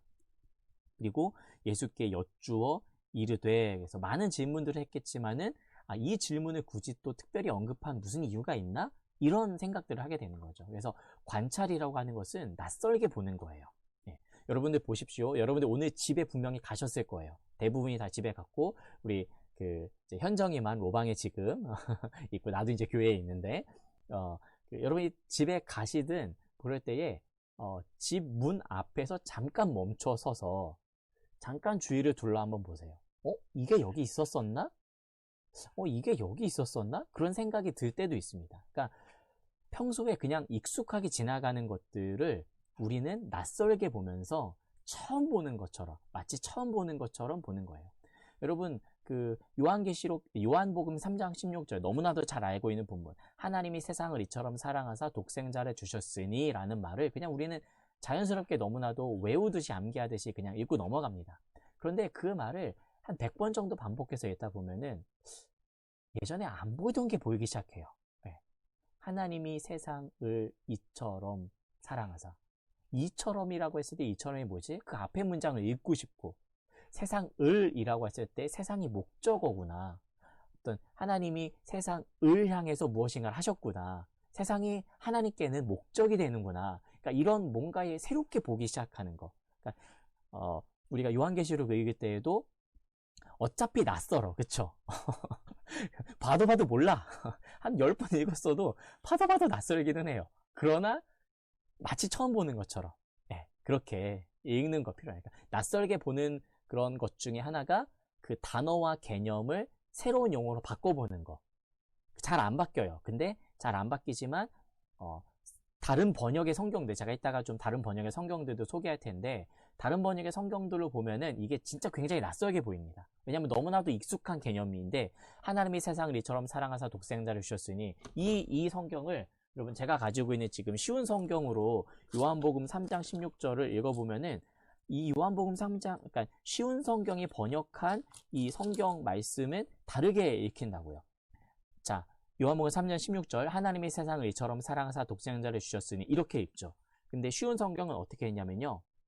요한복음 3장 16절 이와 같이 하나님께서는 세상을 사랑하여 독생자를 주셨다. 여러분 어떠세요? 다르게 읽히죠. 네. 그러니까 번역마다 조금 뉘앙스가 달라요. 그래서 이와 같이라는, 그러니까 이처럼 사랑하사라고 하는 것을 이처럼이 뭐야? 이처럼, 그처럼, 이가 뭐야? 이렇게 할 수 있는데 이와 같이라는 말, 그러니까 같이, 처럼 똑같은 개념인데 이와 같이라는 것을 딱 들었을 때에 뭔가 우리에게 더 친숙하게 다가오죠. 왜냐하면 쉬운 성경이니까. 하나님께서는 세상을 사랑하여 독생을 주셨다. 문맥이 비슷하지만 자꾸 이렇게 낯설게 보는 거, 다양한 성경을 보는 이것들이 필요합니다. 영어 하시는 분들은 영어 성경도 추천해요. 영어 성경 읽으면은 괜히 막 집중이 더 잘 되잖아요. 그쵸? 한 단어 한 단어 곱씹어서 보잖아요. 그쵸? 저 같은 사람이 그렇습니다. 그래요. 어쨌든 낯설게 보고요. 두 번째는, 주해예요. 주해는 해석한다, 그런 의미 있는데, 관찰 단계에서 제기된 문제들 있잖아요. 잘 열심히 관찰하면서 낯설게 보고 이 단어가 뭐지? 이건 뭐지? 왜 이것은 반복해서 나오지? 이 단계가 관찰의 단계예요. 그 의미를 찾아가는 단계가 주해입니다. 그래서 관찰과 주해는 연결이 돼요. 관찰을 할 때, 이게 반복되네? 아니면은, 이것은, 대명사네? 나는, 그는, 우리는 이라고 할 때에, 여러분, 우리는 이라고 할 때엔 당연하게 여러분이 우리는 이라는 의미의 나까지 포함해서 읽으시죠? 아니에요, 사실은. 바울이, 그리고 그 사도행전의 누가가 우리는 이라고 할 때에, 우리가 그곳에 가서라고 할 때에는 실제로 바울과 바나바와 누가가 동행해가지고 우리가 그 일을 겪었을 때라고 하는 바울과 바나바와 누가의 이야기인 거예요. 그러면은 그들이 겪었던 이야기, 우리는 그렇게 읽어야 되는 게 맞는 거예요, 사실은. 그러나 우리는 우리가라고 할 때에 내가 마치 거기에 있는 것처럼 먼저 있죠. 근데 그거는 그 다음 단계고, 먼저는 지시대명사, 인칭대명사, 접속사, 관계사, 반복되는 것, 비교, 대꾸, 은유, 비유 이런 것들을 찾아서 읽는 게 중요해요. 왜냐하면 여러분 성경은 언어예요. 문장이에요. 그렇기 때문에 제가 배울 때에 교수님이 그렇게 말씀하셨어요. 국어를 잘해야 된다고. 제발 여러분들 성경을 읽을 때에 국어적으로 읽으라고. 국어적이라는 표현이 되게 어색한 표현인데 어색한 표현을 쓰셔서라도 그렇게 알려주셨어요. 왜냐하면 성경은 국어로 되어 있다. 외국어가 아니잖아. 한국어를 잘해야 돼. 띄어쓰기 잘 보고 아버지 가방에 들어가시네. 그렇게 좀 읽지 말라. 아버지가 방에 들어가신다. 예, 이렇게 읽어야 되는 게 맞다. 그러면은 문장과 문장을 의미를 잘 봐야 되고, 왜냐하면 그러므로 때문에 이러한 접속이나 이런 것들을 잘 읽어야 되는 거죠. 그래서 주해라고 할 때에는 제가 페이퍼로 들은 거에는 이 5가지가 나오는데, 저자의 의도를 좀 파악하는 게 필요하다. 역사적인 배경을 연구하고, 이거는 좀 전문적인 지식이 필요합니다. 그런데 요즘에는 뭐 검색하면 잘 나와요. 제가 계속해서 팁을 매주마다 조금씩 알려드릴게요. 장르적인 특징을 파악하는 게 좋다. 이것도 중요하고, 문맥의 의미를 파악하는. 여러분, 문맥이 뭔지 아시죠? 흐름입니다. 맥을 잡아라 라고 하는 거죠. 그래서 이 말이 지금 앞뒤에 어떤 맥락에서 쓰인 거야. 대부분이 여러분, 성경을 보면은, 그냥 툭 튀어나온 말이 아니에요. 어떤 문장은 이야기가 있습니다. 예. 그리고 그 이야기가 거기에 딱 삽입되어 있는 어떤 목적이 있어요. 저자의 의도가 있는 거예요. 논리적인 의도가 있고, 어떤 이야기를 한다면은 여러분들이 어떤 이야기를 할 때 여러분도 처음에 그럴 거예요. 만약에 누군가 내가 오늘 유명인을 만났어. 그러면은 무슨 얘기부터 하시겠어요? 만약에 제가 유명인 누가 있을까? 박태성을 만났어. 아주 유명한 우리 할렐루야계 박태성을 만났어. 그러면은 지나가다가 나 박태성 만났어. 이렇게 먼저 외치는 사람도 있겠지만은 딱 이야기 시작할 때에 내가 오늘 누구 만났는지 한번 알아맞혀 볼래? 이렇게 시작하는 사람도 있겠죠. 질문형으로 던지는. 그런 어떤 접근하는 방식들이 각자의 개성과 특징에 따라 다르다고요. 근데 바울 서신에서 공통적으로 하는 특징들이 있었어요. 인사말을 한다거나 어떤 그러한 어떤 강화체를 할 때의 바울만의 특징들이 있는 거죠. 그거는 성경을 전문적으로 연구하는 사람들이 알 수 있는 방법이긴 한데, 성경을 전문적으로 연구한 사람들이 아니라 할지라도 조금만 귀 기울여 보면 알 수 있는 것들이 있습니다. 그래서 문맥을 파악하는 거 중요하고, 단어와 문장을 분석하는 거 중요합니다. 이건 기본이에요. 그래서 아까 제가 읽었을 때에 하나님이 세상을 이처럼 사랑하사라고 할 때에 하나님을 당연히 알겠죠. 근데 하나님이구나, 하나님이 주어로 나오셨구나, 그러니까 하나님이 지금 무엇인가를 하시는구나, 세상을 이라고 할 때 세상이 목적이구나, 그러니까 하나님이 이 세상을 목적으로 삼아서 무엇을 하시는구나, 사랑하신다, 이렇게 되는 거예요. 이처럼 이라고 할 때에 하나님이 세상을 사랑하시는데 누구를 사랑하시듯이 사랑하신다, 이런 거 되는 거죠. 어떤 비유, 대꾸, 반복, 이런 방법들, 단어와 문장은 그런 것들이 있다는 거죠. 그 문장이 명령문인지 의문문인지 이런 것들을 찾아내는 거. 그리고 좋은 주석과 비교해 보는 거. 여러분들이 이 성경을 해석했다면은 내가 이렇게 해석했는데 내가 이것을 성경으로 이렇게, 이 말씀은 이런 것 같은 건데 다른 사람은 누구지? 우선은 인간 주석이 있죠. 김사무엘. 예, 저한테 물어보시면 되고, 저도 성경을 이렇게 다 100% 알지 못하기 때문에 많은 주석들을 참고합니다. 네, 그래서 여러분들이 질문을 던질 때마다, 제가 대답을 못할 수도 있어요. 그래서 제가 성경을 읽을 때에 게시판에다가 미리 좀 댓글을 달라고 한 이유가, 저도 이제 미리 준비를 해서 여러분들한테 잘 전달하기 위해서, 미리 그렇게 부탁을 드리는 거죠. 세 번째, 적용이에요. 그래서, 나 자신에게, 우리 자신의 변화, 아까 세계관 이야기를 했었는데, 그 성경을 통해서 우리가 어떤 변화, 우리 자신, 그러니까 정보의 습득이 아니라 내가 그 말씀으로 바뀌기 위해서, 우리가 성경을 바꾸는 게 아니라 성경이 우리를 바꾼다라고 하는 것을 보시면 될 것 같습니다. 성경 해석에 3가지 지평이 있다 그래요. 사실 이 지평이라는 말은 해석학에서 쓰이는 말이에요. 해석학에서 이 해석학의 독일의 해석학자 가다머가 지평의 융합이다라는 말을 했거든요. 좀 말이 어렵죠. 그래서 지평이 만난다라는 거예요. 우리가 텍스트를 읽을 때에, 특히나 이제 과거의 텍스트를 읽을 때에, 혹은 누군가 다른 문화권에 있는 그 텍스트를 읽을 때에 그 텍스트를 쓴 사람과, 그리고 텍스트를 쓴 사람이 말하고자 하는 그 텍스트의 내용에 있는 것을 포함하고 있는 것과 나의 어떤 지평이 만나는 거다. 그래서 과거와 현재의 지평이 만난다, 이러기도 하고, 옛날에 그러니까 저자의 지평과 독자의 지평이 만난다라는 이야기를 하기도 합니다. 이거는 뭐 성경만이 아니라 모든 해석학에서 쓰이는 말이에요. 그래서 옛날에 있었던 그 내용과 우리가 만난다라는 것이고, 그리고 미국에 있는 사람이 미국에 있는 토양에서 쓰는 것과 한국에 있는 사람이 한국에 있는 토양에 쓰는 것이 다르죠. 그래서 번역가들이 번역은 반역이다 뭐 이런 말도 있는데, 번역을 할 때에도 그 직역이 있고 의역이 있는 거죠. 여러분 다 아시죠? 그래서 직역하는 것을 좋아하는 사람이 있어요. 그러나 누군가는 그 저자의 지평과 나의 지평이 어느 정도 좀 융합되기를, 더 깊게 융합되기를 원해서 의역하기를 원하는 그런 사람들도 있습니다. 실제로 우리가 있는 성경도, 지금 이 성경도 번역이에요. 히브리어와 헬라어를 우리 한국어로 번역한 겁니다.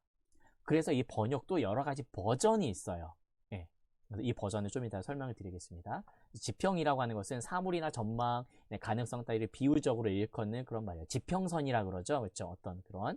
그래서 그 지평의 어떤 세 가지 이 지평이 있는데, 그러니까 현재와 과거의 지평은 누구나도 이야기하는 건데, 여기에다가 한 가지 추가해서 영적인 지평이다. 왜냐하면은 성경의 원 저자이신 성령께서 이것을 말씀하시고자 하는 의도, 그러니까 영적인 세계가 있잖아요. 그렇죠? 눈에 보이는 인간 저자의 세계만이 아니라 그것을 주시고자 하는 하나님의 영적인 세계가 있죠. 사실은 여러분 보십시오.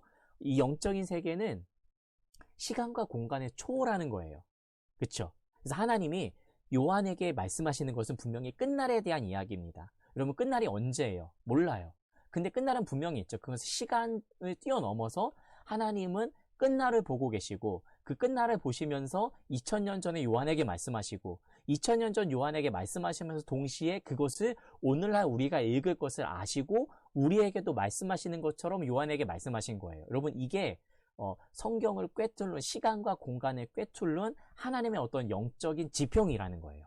그래서 과거의 내용을 과거적으로도 읽어야 될 뿐만 아니라 현재의 우리에게 어떤 의미로 다가오는지, 이거는 과거에 말하고 있었던 요한의 것을 잘 분석해내면서 그 단어와 개념과 그때 교회가 읽었던 그 원 독자인 교회 공동체가 느꼈던 감정을 똑같이 느끼면서 동시에 그 모든 것들을 뛰어넘어 하나님이 시간을 뛰어넘어서 지금 우리가 요한계시록을 강의를 듣는 이 시간도 하나님께서는 모두 다 전지하신 분께서 알고 계시죠.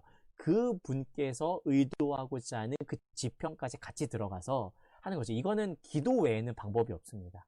하나님의 그 중심으로 우리가 집중해서 들어가지 않고는 방법이 없어요. 그래서 해석에 이 세 가지 지평이 있고, 이제 우리가 좀 알아야 될 게, 요한계시록은 묵시문학이에요. 그래서 묵시문학이 무엇인가? 그래서 역사는 알겠죠. 그리고 뭐 그러니까 설교나 논리적인 그 편지체는 알겠죠. 뭐 시 이런 것도 알겠죠. 그런데 이 묵시문학이 뭘까? 묵시는 여러분 아포칼립스라는 말을 들어보셨습니까? 뭐 영화의 아포칼립토 이런 영화도 있는데, 아포칼립스 뭔가 이렇게 뭔가 드러내 보이는 계시, 뭐 이런 예언, 뭐 이런 말인데요. 묵시라는 말은 숨은 것을 드러내고, 원래의 그 말은 덮개를 벗기는 거예요. 실제로 요한계시록은 봉인되어 있던 것을 떼는 것을 의미하죠. 그렇죠?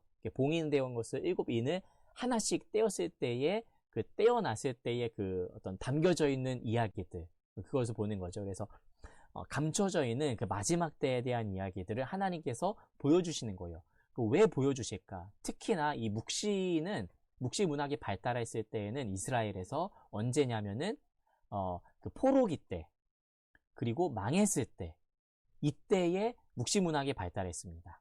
예, 포로기 때, 그리고 말라기가 쓰이고 나서 이제 예수님이 오시기 전까지의 그 400년의 공백기 기간 동안, 그 기간 동안 중간기라고 하거든요.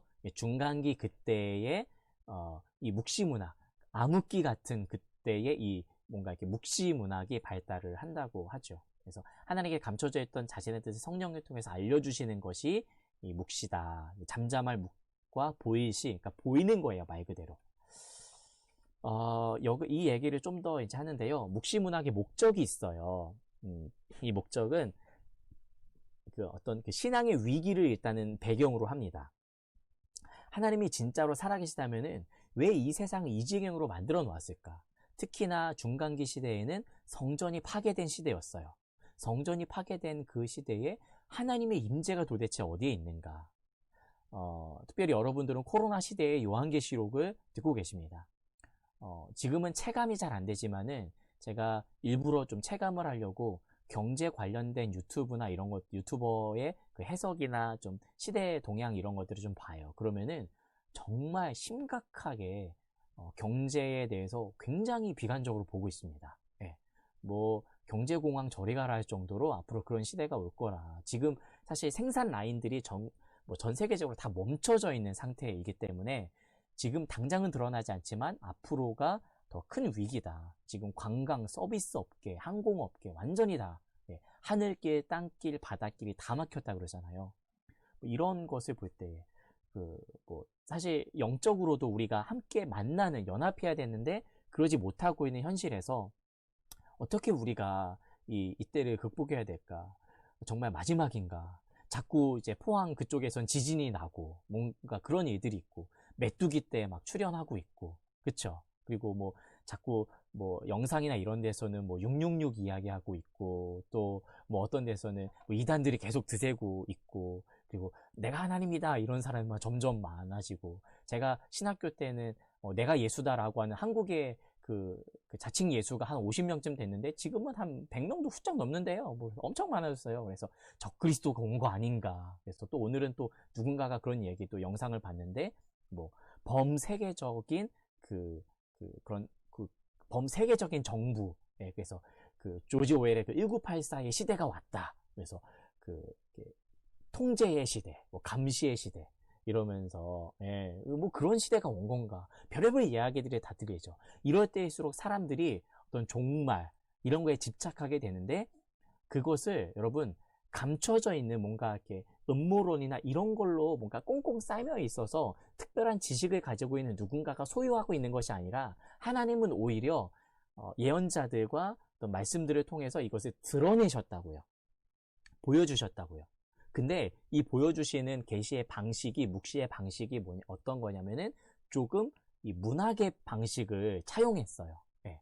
그래서 우리가 이 묵시 문학을 읽을 때에 이 요한계시록을 읽을 때에 어떤 그런 역사책처럼 읽으면 안 되고 바울 서신처럼 명료하게 논리적으로 딱딱 떨어지는 것처럼 읽으면 안 돼요. 네. 그래서 특별히 뭐 이런 거 있잖아요. 어린 양의 피에 빨았더니 흰옷이 되었다. 여러분 이것을 논리적으로 납득이 안 돼요. 어린 양의 피에 옷을 빨면은 빨갛게 됩니다. 여러분 이거는 말이 안 되는 거예요. 그렇죠? 근데 그거를 그 묵시 문학의 어떤 해석으로 읽으면은 어린 양의 피에 우리의 옷을 빨면은 희게 되는 거예요. 그것은 어떤 비유적인 거죠. 끝날에 마지막 때에 우리의 더러워진 옷이 어린 양이신 예수 그리스도로 빨면은 사람이 도무지 빨아서 그렇게 희게 만들 수 없을 정도로 희게 되었다 이런 표현이 있거든요. 그러니까 그런 것들을 굳이 의도적으로 쓰는 거예요. 그리고 계시록에 보면은 뭐 얼굴이 4개야.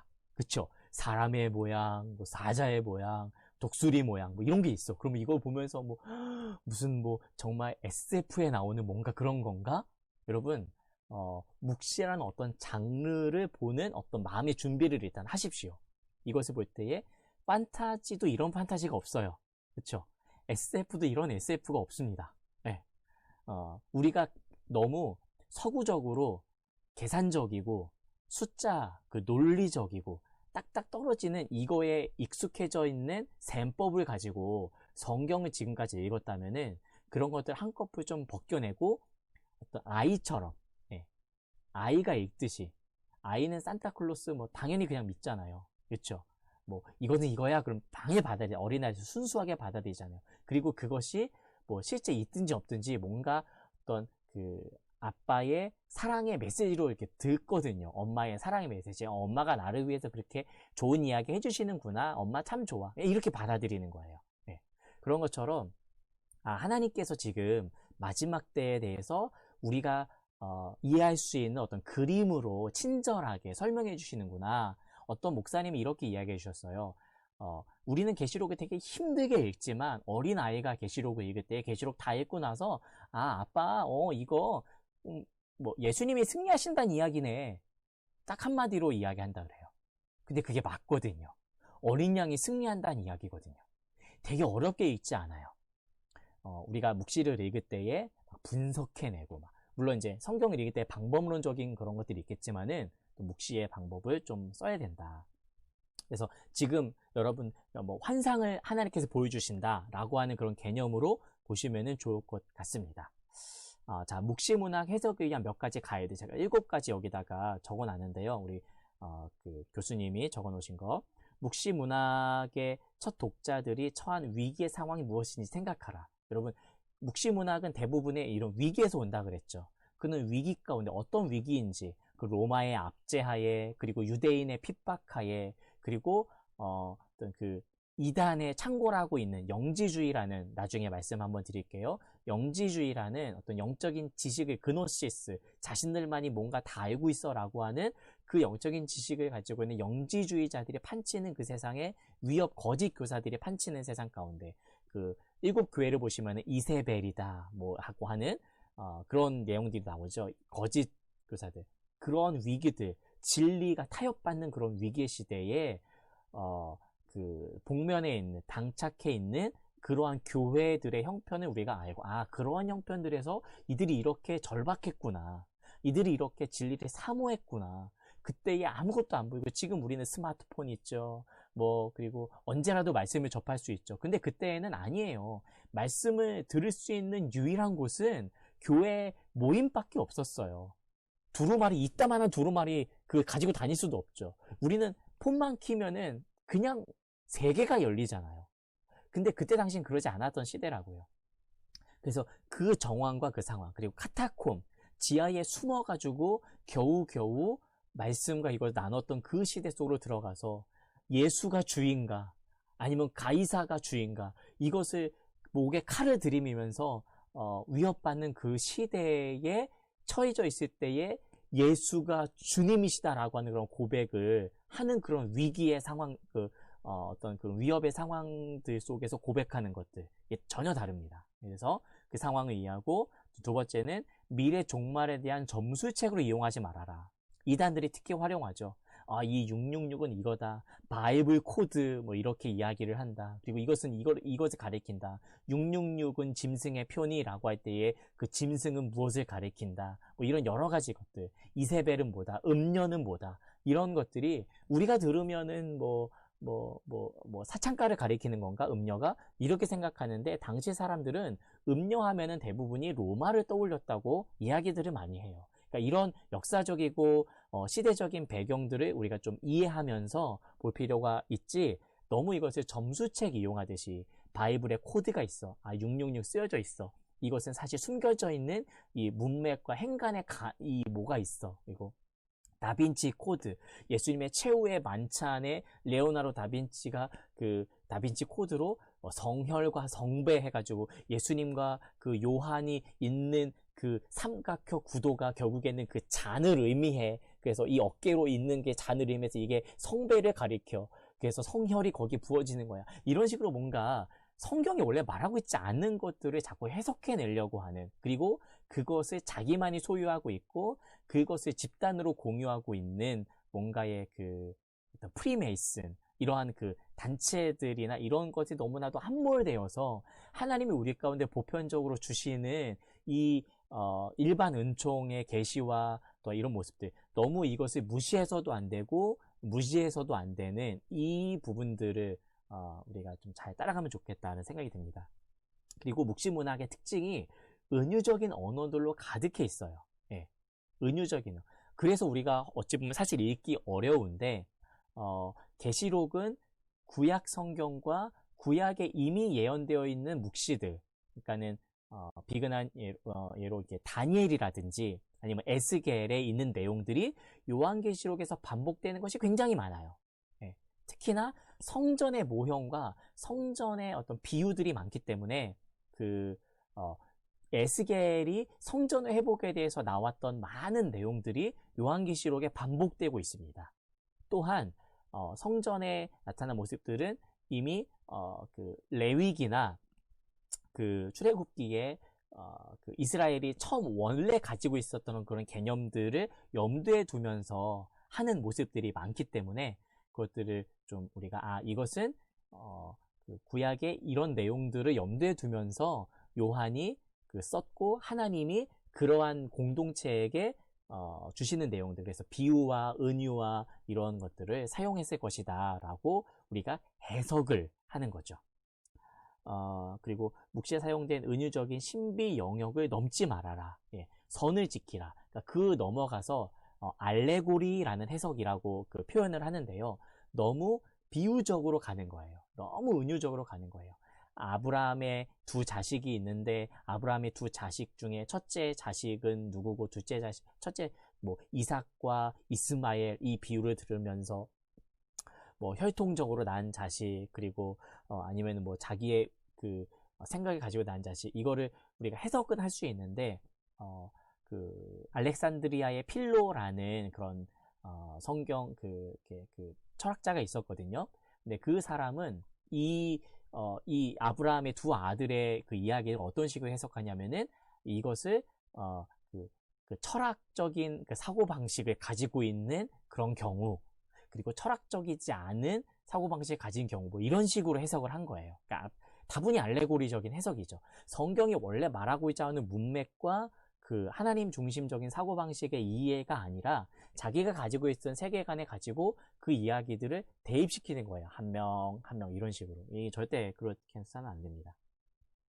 그리고 묵시문학의 전체 메시지에 집중하라. 제가 그 두 가지 그 어떤 그 뭐랄까요? 그 내용을 여러분들한테 미리 제시해 드렸죠. 그래서 미리 제시해 그 링크를 걸어 드렸죠. 그 링크를 한번 따라가 보시면은 그리고 바이블 프로젝트 보시면은 그리고 정정 자매님 올려주신 그 이미지 또 이제 보시면은 전체 맵이 그려져요. 그래서 그 맵을 보시고 이런 흐름으로 요한계시록이 있구나라는 것을 보게 되죠. 요한계시록에는 총 이 4번의 어떤 환상이 나오거든요. 그 환상들마다 어떤 알려주고자 하는 그런 그 분기점이 있어요. 그래서 이 환상을 보여줬을 때에 어떤 것을, 이 환상을 보여서 어떤 것을, 이 4가지 환상을 통해서 무엇을 알려주시고자 하는가, 그리고 서두와 결론적으로 무엇을 말씀하시고자 하는가에 대한 부분들, 이것을 보시면 좋겠고, 그리고 전체적인 메시지를 파악한 후에 비유나 상징의 세부 의미를 탐구하는 것도 좋습니다. 그러니까 큰 나무, 숲을 보고, 이 나무가 이렇게 되어 있구나, 보시고, 제2성전기, 이 성전이 파괴되었을 시대에, 그리고 그 이후에 수르바벨 성전기를 의미하거든요. 그래서 제1성전기는 이 솔로몬 성전기, 제2성전기는 이 수르바벨, 그러니까 포로로 귀환했, 70년 만에 포로로 귀환했을 때에 지어진 어떤 그 성전, 이 수르바벨 성전을 의미하는 이때의 유대 묵시문학의 줄거리와 이미지에 좀 익숙해져라. 이거는 좀 오랜 시간이 필요합니다. 그래서 다니엘과 그 에스겔에서 그 예언되고 있는 그러한 그 어떤 모습들, 이것을 우리가 좀 볼 필요가 있다는 생각이 듭니다. 여기까지 제가 페이퍼로 드린 내용이고요. 성경을 읽을 때 좀 참고할 만한 여러분의 어떤 이게 그 직역이 좋은 사람이 있고 의역이 좋은 사람들이 있고 이러거든요. 그래서 요거를 잠깐 한번 살펴보고 보도록 하겠습니다. 옛날에는 여러분이 개역 한글 버전을 쓰셨을 거예요. 그리고 지금은 개역 개정입니다. 그래서 우리는 다 개역 한글 버전을 썼었어요. 대한성서공에서 나온 1911년도가 이제 초판이고, 계속해서 번역을 거쳐서, 1961년도가 이제 결정판입니다. 그러니까 50년 만에 다시 이제 개정을 한 거죠. 그래서 개역 한글판이 1961년도에 나온 걸로 한국교회가 오랫동안 이제 써오다가 새번역이라는 성경이 중간에 나옵니다. 그래서 1993년과 2001년에 1993년에 표준 새번역이라는 말을 썼다가 2001년에는 한번 개정을 하고 새번역을 씁니다. 이제 저도 이제 새번역 번정 리폼을 해가지고 이제 새번역 성경 이렇게 있는데 큰 활자 이제 새번역 성경 이게 있는데 새번역 성경을 저는 이제 많이 이제 써요. 그래서 이게 조금 원문에 가깝게 번역이 되어 있는 단어 대 단어 뭐 이런 개념이기 때문에 뭐 새번역 성경 이렇게 좀 보기도 합니다. 개역 개정은 개역 한글판을 번역한 거예요. 그래서 뭐 이게 정확한 건지 모르겠는데 사실 개역 한글 버전이 옛날에 그 이수정 번역, 그 로스 번역, 그래서 그때의 그 선교사들이 영어 성경을 가지고 와서 번역도 하기 전에 이미 있는 우리나라 사람들이 한자로 된 한문 성경을 한국어로 번역을 한 거예요. 그래서 그 번역이 유지되고 계속 넘어온 것이 개역 한글 버전이었어요. 그러니까 굉장히 고어가 많고 그리고 한문을 번역했기 때문에 개념들이 좀 옛날 말이거나 지금 쓰지 않는 그런 말들이 많아요. 그래서 그 찬송가도 옛날 그런 찬송가들은 그 옛날 그 개념들이 많잖아요. 그래서 그런 것처럼 그래서 개역 한글이 그런데 이것을 개역 개정으로 1998년에 초판으로 이제 했고 감리교부터 시작해서 점차 그래서 저희 할렐루야 교회도 개역 개정 번역을 쓰죠. 그래서 개역 개정 번역을 공통으로 이제 쓰고 있습니다. 아마 그 제가 예전에 섬겼던 그런 장로교 거기에서도 2009년인가요? 그때부터 본격적으로 개역 개정을 썼어요. 그러니까 거의 한 10년 만에 이게 본격적으로 상용화된 지는. 그래서 2010년도가 넘어간 2010년대에는 아마 거의 대부분의 교회들이 개역 개정판을 썼습니다. 여기에는 뭐 여러 가지 이권이 있고 이 책의 판권이 있고 또 뭐 여러 가지가 있어요. 복잡한 그런 내막들이 좀 있습니다. 공동 번역이라는 성경은 아시나요? 이것은 1968년도의 초판인데요. 이것도 대한성서공회에서 개신교와 이 가톨릭이 공동으로 번역했다라는 그런 내용이라서 공동 번역입니다. 그래서 여러분 공동 번역은 재밌게도 가톨릭 성경에 있는 외경이 존재합니다. 그러니까 우리는 성경 66권이 정경, 그러니까 정통 어떤 그 성경이다라는 그래서 정경이라고 하는데 정경 외에 그 정경을 벗어난 그 외의 것이다. 그래서 외경이라고 하거든요. 그래서 그 외경이 여기에 있습니다. 뭐 토빗서, 그 솔로몬의 지혜서 이런 것들이 여기에 있어요. 그래서 공동 번역에는 그런 내용들이 마카베오서가 그 묵시 문학 중에 하나거든요. 그래서 그런 내용들이 또 있기도 합니다. 참고로 외경이 있는 반면에 위경이 있어요. 위경. 여러분 위경은 거짓이다라는 의미에서 위경이라 하거든요. 그래서 정경 우리가 가지고 있는 66권, 외경 공동 번역의 가톨릭에 있는 외경, 그리고 위경은 도마복음 이런 거 아시죠? 그래서 도마복음. 그래서 정통으로 인정하지 않는 뭔가 조금 이제 도울 김용옥이 자꾸 그것을 인용해가지고 도마복음 하는데 뭐 그런 것은 이제 위경이다라고 이야기를 해요. 그래서 정경에 그 확립되는 그런 내용은 아니고, 근데 외경 정도는 볼만합니다. 외경은 그 성경 시대에 그때 당시에 어떤 그 성경의 2차 문헌 정도, 그러니까 1차 문헌은 원저자의 책이잖아요. 근데 2차 문헌 정도 되는 그런 책이다 보시면은 될 것 같아요. 현대인의 성경 혹시 들어보셨나요? 이건 출판사에 따라 다른데요. 지금까지는 대한성서공회에서 번역한 거라면은 현대인의 성경은 생명의 말씀사라는 출판사에서 단독적으로 이제 한 거예요. 1985년에 초판이고 97년에 개정을 했습니다. 그리고 여러분 쉬운 성경, 제가 아까 쉬운 성경을 한번 읽어드렸죠. 이것은 아가페 출판사에서 번역한 내용이고 제가 좀 좋아하는 존경하는 교수님도 여기에 이제 시편을 번역한 저자로 들어가 계세요. 그래서 현대인의 성경과 아가페 성경, 뭐 다른 성경도 마찬가지지만은 한국 그 교수님들이 그 성경을 연구해가지고 좀 더 원문이나 이런 거에 가깝게 읽기 수월하게 번역한 내용이라고 보시면 되고요. 영어 버전도 여러분 잘 알고 계시는 NIV 버전. NIV 버전은 그 New International 버전이에요. 그래서 이거는 킹 제임스 버전. 죄송합니다. 지금 이게 그 킹 제임스 버전이에요. 네, 지금 보시고 계시고 있는 장면이 킹 제임스 버전. 그래서 The Holy Bible이라고 하는데 성경이라고 하죠. 그래서 1611년. 그래서 우리나라에는 여러분 흠정역이라고 들어보셨나요? 네, 왕이 친히 제정했다라는 의미로 흠정역이라고 하는데, 이것은 제임스 왕의 명령에 의해서, 영국에 있는 제임스 왕에 의해서, 당시에는 이제 제임스 그 성공회죠. 그러니까 영국에는 성공회인데, 그래서 그 제임스 왕에 의해서 그 성경을 번역하라라는 그런 명령을 받아서 그 당시 성경을 번역했고, 그 번역이 그 어떤 그 표준된 번역으로 있고, 청교도라든지 D.L. 무디라든지 스펄전이라든지 존 오웬이라든지 많은 어떤 유명한 신학자들이 있거든요. 그런 사람들이 대부분 다 이렇게 있고, 웨스트민스터 신앙 고백 혹시 들어보셨나요? 이 웨스트민스터 신앙 고백을서를 작성한 대부분의 그러니까 그 사람들이 이 킹 제임스 버전을 가지고 그 웨스트민스터 신앙 고백을 쓴 거예요. 네, 그렇습니다. 어쨌든 그렇고요. 그 NIV 버전, 아까 제가 잘못 얘기한 NIV 버전은 그 미국 개혁교단인 CRC 교단에서 이 킹 제임스 버전이 옛날 그 1611년에 여러분 보십시오. 1611년에 그러함으로 그러하였으므로 아무튼 그러니까 다우 이런 그 옛날 you가 아니라 그러니까 your이 아니라 다우 이런 식으로 있는 영어 찬송가에도 그런 표현이 아직도 많은데, 그런 것들이 있으니까는 전도하기에 너무 적합하지 않다, 현대인들에게. 그래서 그거를 하워드 롱이라는 어떤 평신도가 지속적으로 교단에 건의를 한 거예요. 그래서 건의를 해서 미국 복음주의 연맹과 이 CRC 교단이 협력해서 켈빈 신학교의 교수님들을 중심으로 성경번역위원회가 결성되고, 그래서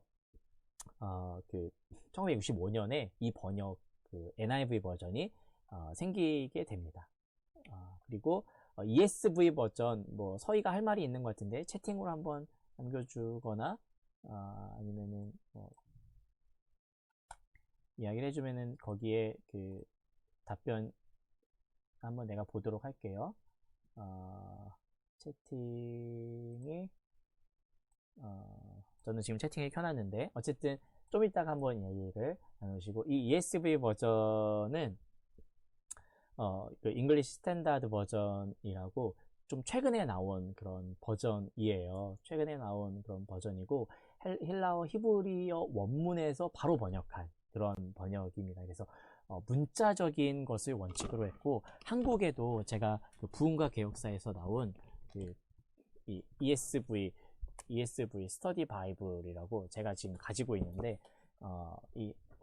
가장 뭐랄까요, 16세기 말부터 제네바 성경부터 시작된 450년의 바이블, 그러니까 스터디 바이블이란 그런 어떤 책 중에 가장 최고봉이다, 이런 이야기들을 하고는 합니다. 그래서 저도 그 선물을 받았는데 열심히 보고 있습니다. 그리고 네, 요 정도까지만 하면 될 것 같고, 그 옥성덕 교수님이라는 분이 한국 성경의 그 버전들이 이렇게 흘러왔다 얘기를 했는데, 이거 잘 안 보이시면 제가 이미지로도 한번 올려드리도록 할게요. 그래서 처음에 로스역이 있었고, 그래서 옛날 초판역이 있었고, 개혁 한글과 개혁 개정과 그리고 새번역과 공동 번역과, 그래서 거기에서 표준 새번역과 해서 2020년에는 지금 대한성서공회나 여러 교단에서 새로운 성경 버전을 또 만들어낼 계획을 세우고 있는데, 너무 정치적으로 가지 말아라, 이권 하지 말아라, 이런 내용들을 하기 위해서 계보도를 만들어낸 그런 이미지를 한번 제가 가지고 와봤고요. 이 내용을 좀 보시면은 좀 워드 포 워드, 뭔가 이렇게 좀 이렇게 단어의 직역에 가까운 게 영어의 이제 NASB 버전, NASB 버전, 이제 New American Standard Bible이라고, NASB 버전이 영어를 하시는 분들은 내가 좀 원문에 가깝게, 히브리어는 못하고 헬라어는 못하는데 좀 원문에 가깝게 보고 싶다 하시는 분들은 이 버전을 보시고, 그리고 킹 제임스 버전도 마찬가지고, NIV 버전이나 NLT나 이 버전들은 좀 의미를 좀 살리면서, 의미로 좀 살리면서 본 거고, 조금 더 뭐랄까요, 이 CV나 TF나 메시지 성경 혹시 아시죠? 그래서 메시지 성경 이런 버전들은 정말 완전히 의역한 거예요. 완전히 의역해서 본문을 제대로 다시 보지 않으면은, 아, 이게 이 의미였어? 라고 완전히 모를 정도로, 그래서 완전히 새롭게. 네, 저는 메시지 성경도 참고할 만하다고 생각이 듭니다. 영어 버전들이 이렇게 있고, 그래서 우리나라로 따지면은, 워드 포 워드는 이제 세번역 같은 그런 성경이 될 테고요. 그리고 이제 가운데쯤에 개역 개정이 있겠죠. 그리고 이 완전 의역한 거에는 현대인의 성경, 쉬운 성경, 뭐 이런 버전이 아마 이제 의미와 또 의역 그 중간쯤 어딘가에 위치하고 있는 그런 버전 같습니다. 자, 여기까지 해서 일단 제가 이제 요 내용들은 이제 마무리를 하고요. 자, 이제 서로 얼굴들이 다시 보이죠? 이제 성훈 형제님이 뭐랄까 전체 음소거를 다 해제시켜 주시고 9시 30분부터 밖에서 기다리는 분 계셔서 먼저 나가겠습니다. 아이고, 그래, 서희야, 그렇구나. 그래요. 먼저 이렇게 양해를 30분이나 기다리고 계셨네. 그래, 서희야. 그래. 안녕. 자, 지금까지 들은 내용들 중에서 뭐 제가 너무 많은 내용들을 좀 나눴기 때문에 뭐 다 들어오지 않을 수 있지만, 그래도 혹시 질문 사항이 있거나 뭐 내용이 있으면은 짤막하게 이야기를 하고, 서희가 나가기 때문에 공지, 뭐 제가 다음번에 뭐 읽어야 될 내용이나 뭐 해야 될 것들은 제가 카톡으로 남겨드리고, 오늘은 좀 질문 이렇게 좀 받고 마무리하면 어떨까 싶습니다. 근데 뭐 좀 이해가 되시나요? 제가 좀 말이 빠르나요? 괜찮아요? 네, 오케이, 감사합니다. 여러분에게 어떻게 목소리가 들리는지 제가 이제 모니터링을 못해서.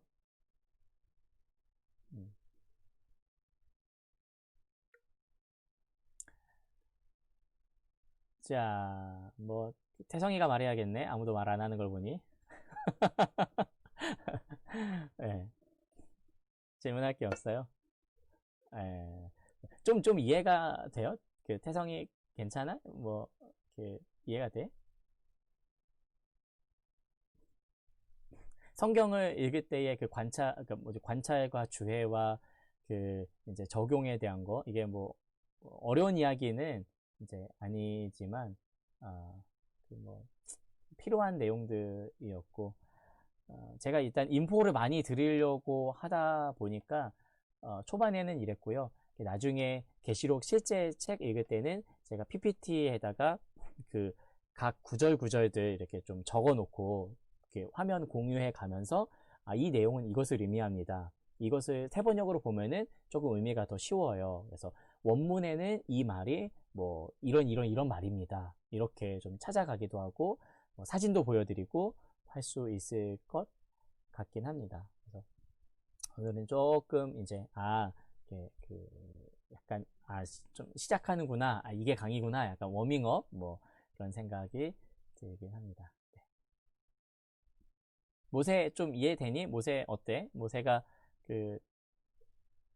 이해되니? 그래. 모세 성경 이제 재밌게 읽을 수 있을 것 같아? 그래요. 막내 우리 수인이는 어때? 수인이가 요 내용들 보면서 좀 이렇게 요거는 이해 못한다거나, 요런 부분 한번 좀 더 설명해 주세요라고 하거나. 좋았어요? 오케이. 그래요. 전 여러분들 얼굴 표정 보면서 이제 했거든요. 그래서 대부분이 이제 고개를 이렇게 끄덕이시고, 그래서 중간중간에 웃어도 주시고, 그래서 뭐 반응이 이렇게 있으니까는 좋습니다. 제가 벽 보고 하는 것 같지 않아서, 그래서 여러분들 얼굴을 보여주시니까 그래도 감사합니다.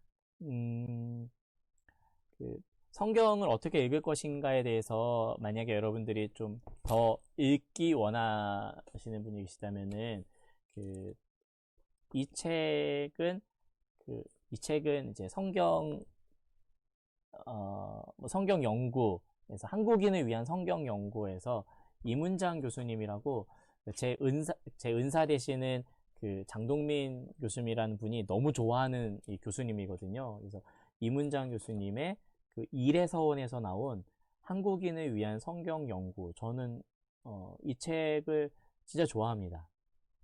그리고 이 책이 뭐뭐 했습니다. 뭐 이런 뭐랄까 이렇게 구어체로 되어 있거든요. 그래서 좀 읽기가 수월하고 막 학술적이거나 그런 책이 아니에요. 그래서 이 책을 추천해드리고 조금 더 학술적인 책은 이 고든 피라는 학자가 있거든요. 고든 피. 이름이 피예요. 고든이 이름인가? 피가 성인가? 고든 도널드 피인가요? 그래서 고든 피. FEE. 이름이 피예요. 이름이 피인가? 몰라요. 아무튼 익숙하지가 않아. 난 어쨌든 나의 문화는 한국 문화. 그래서 성경을 어떻게 읽을 것인가 시리즈가 있어요. 그래서 이 성경을 어떻게 읽을 것인가, 그리고 요거는 책별로 성경을 어떻게 읽을 것인가. 그래서 성경을 어떻게 읽을 것인가, 이 고든 피와 이 더글라스 스튜어트라는 이 사람이 쓴 이 두 가지 책이 있거든요. 이 책이 이렇게 달라요. 맞아. 재범이가 들고 있는 책, 그 책이야. 그래서 성경을 어떻게 읽을 것인가? 이거는 아까 그 책별로랑 다른 거지, 그치? 맞아. 이게 나는 개정 3판인데 아마 또 새롭게 개정된 4판이지. 맞아요. 그래요. 이렇게 두 권. 이거를 이제 추천을 해드립니다. 요것도 좋고요. 진짜 좀 전문적으로 책을 좀 연구하시겠다. 그런 분이 혹시 계시나요? 안 계시는구나. 그래서 요거는 이제 좀 진짜 두껍죠. 이거 벽돌 책인데, 무려 몇 페이지예요? 한 740페이지, 750페이지 되는 성경 해석이라는 그런 책이고, 제 은사님이 번역하신 책이에요. 그래서 강매는 아니고 제가 제 돈 주고 일부러 샀습니다. 너무 좋아해서 이 교수님을 제가 진짜 좋아하거든요. 그래서 이분이 스코트 듀발과 다니엘 헤이즈라는 그런 분인데, 이분이 이렇게 약간 뭐랄까요, 이제 이렇게 성경을 이렇게 잡는 그런 의미로 있고, 굉장히 좀 구체적으로 실제 예를 들어서 이게 벽돌책이긴 하지만은 스튜어트의 책보다 사실은 쉬운 문체로 쓰여져 있어요. 두껍긴 해도. 그래서 28,000원 많이 비싸요. 여러분들 사기는 좀 부담되겠지만은 제가 요 내용들을 잘 이렇게 씹어서 이렇게 암냠냠냠 이렇게 주도록 하겠습니다. 네, 그런 내용들이고요. 제가 요한계시록에 관련해서 추천했었던 책들 혹시 실라부스에 보시면은 있는데 기억하시나요? 사후대책이라는 요거는 조정민 분, 여러분 조정민 목사님 아세요? 이 MBC 옛날에 정치 사회부 보도국 하셨던 그런 분인데, 이분이 나중에 이제 목사님이 되셨어요. 그래서 목사님이 되셔서 그래서 글을 진짜 잘 쓰세요. 기자 출신이고 보도국장 이런 거 역임하셨던 분이라 그런지 글을 진짜 잘 쓰십니다. 되게 재밌게. 제목도 요한계시록인데 사후대책이야. 그래서 그런 내용이고, 또 이제 보시면은 선교와 저항, 이건 아예 제목 자체가 계시록이 어떤 책이다. 계시록은 선교의 책이고 하나님의 나라가 확장되는 책이, 하나님 나라 이 땅에 임하는 내용이고, 그럼에도 저항을 받고 있는 그 저항 가운데서도 어떻게 계속 전진할 건가에 대한 그런 내용이 담겨져 있는 정용성. 지금 제가 이 책은 사실 이분은 제가 잘 몰라요. 근데 이 책 앞부분을 읽고 완전히 반해버렸어요.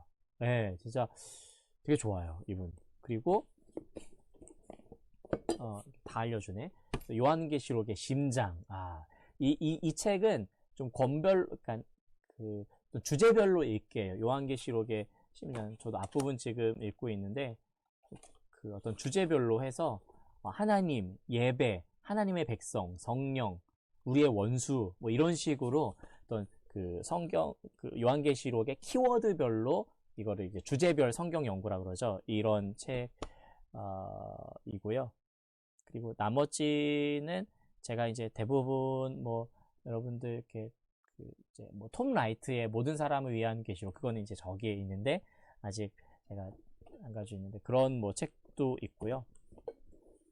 여러분들을 위해서 신천지 요한계시록의 실상, 이거 기독 표털뉴스 이 장문철 이 교수님이 왜 신천지가 잘못됐는지에 대해서 그 요한계시록의 신천지가 어떻게 잘못 해석하고 있는지에 대해서 책에서 중간중간에 제가 그 올바른 해석과 함께 그릇된 해석은 어떤 것이 있는지를 좀 비교하면서 이렇게 해석하면 안 되겠구나 요거를 이렇게 보여드리려고 요 책을 또 가지고 왔습니다. 사실 제일 중요한 거는 여러분 진짜 정말 뭐니 해도 이거예요. 이겁니다. 뭐니 해도 제일 중요한 거는 여러분이 가지고 있는 이 성경이에요. 국어적으로 읽으라 그랬죠. 그렇죠? 그래서 여러분들 좀 인내심을 가지고 한 번 읽으면은 잘 안 들어오시면은 2번 읽으십시오. 2번 읽어서 안 되면은 3번 읽으십시오. 3번 읽어서 안 되면은 어떻게 해요? 4번 읽는 거예요.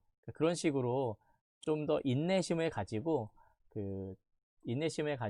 이렇게 보시면은 좋을 것 같다 이런 생각이 듭니다. 그래서 진짜 인내심을 가지고 이렇게 반복해서 읽으시고 이 책 혹시 이 책이거든요. 교회에게 하고픈 말. 제가 왜 이 책을 추천했는지 오늘 짤막하게만 말씀을 드리면은 결국에는 저는 요한계시록이 하나님이 교회에게 무엇을 주고 싶으신가? 예수 그리스도를 머리로 하는 교회에게 이 마지막 때의 종말을 살아가는 그리고 위기 가운데 있는 교회에게 무엇을 말씀하시고 싶으신가를 알려주는 거라고 보고 있어요. 그래서 그 내용들을 결국엔 요한계시록의 내용들을 나누고자 하는데 그런 의미에서 지금 그 교회에 대한 여러 책 중에 정말 제가 닮고 싶은 그런 존경하는 교수님이기도 하고 이 교수님이 목회자에게도 그리고 성도들에게도 꼭 이것만큼은 내가 여러분들에게 알려주고 싶습니다 라고 하는 내용들을 했는데 진짜 저도 많이 반성도 하게 되고 한국 교회의 교회가 나가야 길도 방향도 좀 던지고 있는 내용들이 많습니다. 그래서 정정자매님이 벌써 이제 좀 책 벌써 다 읽으시고 코멘트 해주시고 독후감 쓰셨는데 저도 많이 공감하는 내용들이 있거든요. 제가 보지 못한 부분들도 이렇게 체크해 주신 부분들도 있어서 요거는 아마 오프라인으로 우리가 만났을 때에 좀 나누면 어떨까. 그리고 강의를 진행해 나가면서 중간중간에 여러분 이 책 보시면은 그런 내용도 있었어요 라고 하면서 좀 언급해 드리고 특별히 7교회를 할 때에 좀 나누면 어떨까 그런 생각이 듭니다. 자, 제가 하고 싶은 이야기는 여기까지고요. 공지사항은 카톡으로 나누도록 그렇게 하겠습니다. 2시간이 됐네요. 우리 8시 15분부터 오늘 시작을 했었는데 제가 원래 10시까지 딱 마치려고 했었는데 15분부터 시작했으니까는 15분까지 이렇게 되는 거고 여러분들 마치는 시간에 제가 가급적 최대한 이제 지키면서 보장해 드리려고 하거든요. 그래서 왜냐면 지금부터 또 이제 넷플릭스 봐야 되고 또 드라마 봐야 되고 하니까 10시 드라마는 봐야 되잖아요. 그렇죠? 오늘 뭐 해요? 그래서 하니까 그래서 가급적이면은 제가 그래서 지금 요한계시록 열심히 보고 넷플릭스에서 다 이제 킹덤 보면서 다 까먹을지는 모르겠지만 어쨌든 그러한 한이 있더라도 최대한 슬기로운 의사생활 알쿠야 그거 하는구나. 이거 목요일만 하는 거 아니야? 그쵸? 목요일만 하는 거라고 내가 듣고 있는데 그래서 열심히 잘 보시고 그래서 세상도 알아야 돼요 여러분. 슬기로운 의사생활 세상도 잘 알고 잘 들어가시기 바랍니다. 그러면은 제가 기도하고 마쳐도 될까요 여러분들? 네, 그러면 킹덤 이야기 하셔서 새로 시즌 나온 줄 킹덤 끝났어요? 몰라요 나는 누가 그러길래 광고 나오길래 끝났구나. 그랬구나. 좋습니다. 네, 제가 기도하고 그러고 마치도록 하겠습니다. 네. 하나님, 오늘 첫 번째 우리 요한계시록 성경 공부 강의를 진행을 했습니다. 우리가 성경을 대할 때에 정말 주님을 사랑하고 그리고 주님과의 관계를 다시 한번 밝히고 이 세상을 어떻게 이해하며 그 끝날을 어떻게 우리가 바라보고 지금 여기에서 우리가 무엇을 감당해야 되는지 우리의 영원한 소망은 무엇인지 말씀을 통해서 알아가기 원합니다. 특별히 요한계시록은 너무나도 많은 이단들이 자신만의 해석으로 잘못된 가르침으로 사람들이 현혹하고 있는 그런 도구가 되고 있는 그런 책인데, 하나님이 이 책을 우리에게 주셨을 때의 진정한 의미를 우리가 찾아 나아가면서 원저자이신 성령을 통하여서 진정으로 깨달아 알 수 있는 은혜를 주시기를 원합니다. 하나님, 충만한 은혜로 우리 가운데 인도하여 주시고 아버지의 마음 가득하게 역사하여 주시옵소서. 예수님의 이름으로 기도드립니다. 아멘. 여러분, 자, 아멘, 아멘, 화이팅이고요. 이 시작을 이제 했으니까 끝날 때까지 여러분 집중해서 내가 한 강의도 놓치지 않겠다라고 따라오셨으면 좋겠고, 그럼에도 특별한 경우는 항상 발생하거든요. 이제 그때에 너무 부담 갖지 마시고 저에게 이야기를 해주시면은 수료증 안 주면 되잖아요, 그렇죠? 네, 그래서 매주 놓치지 마시고, 걱정 마시고, 제가 만약에 놓치신 분에게는 이야기하거나 영상 공유하거나 여러 가지 방법으로 여러분들 잘 먹이는 것이 사명이니까 잘 감당 잘 하시고, 이 시간에 지키는 것이 여러분들을 위한 시간입니다. 그래서 그렇게 해주시면 좋을 것 같고요. 나머지 공지는 제가 카톡으로 여러분 글로 읽을 수 있도록 하도록 하겠습니다. 재호, 목소리 한번 들려줘. 재호 들어왔는데. 자기소개 좀. 이번에 재호가 청년 2부로 올라갔어요. 그래서 올해부터. 근데 올해 청년 2부로 올라갔는데 사랑방이 없어.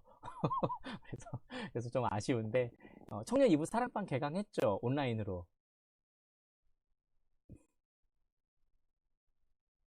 어, 그렇, 굿잡. 잘했네. 재호는 그런 거 절대 안 빠지거든요. 그래서, 자, 이렇게 해주시고.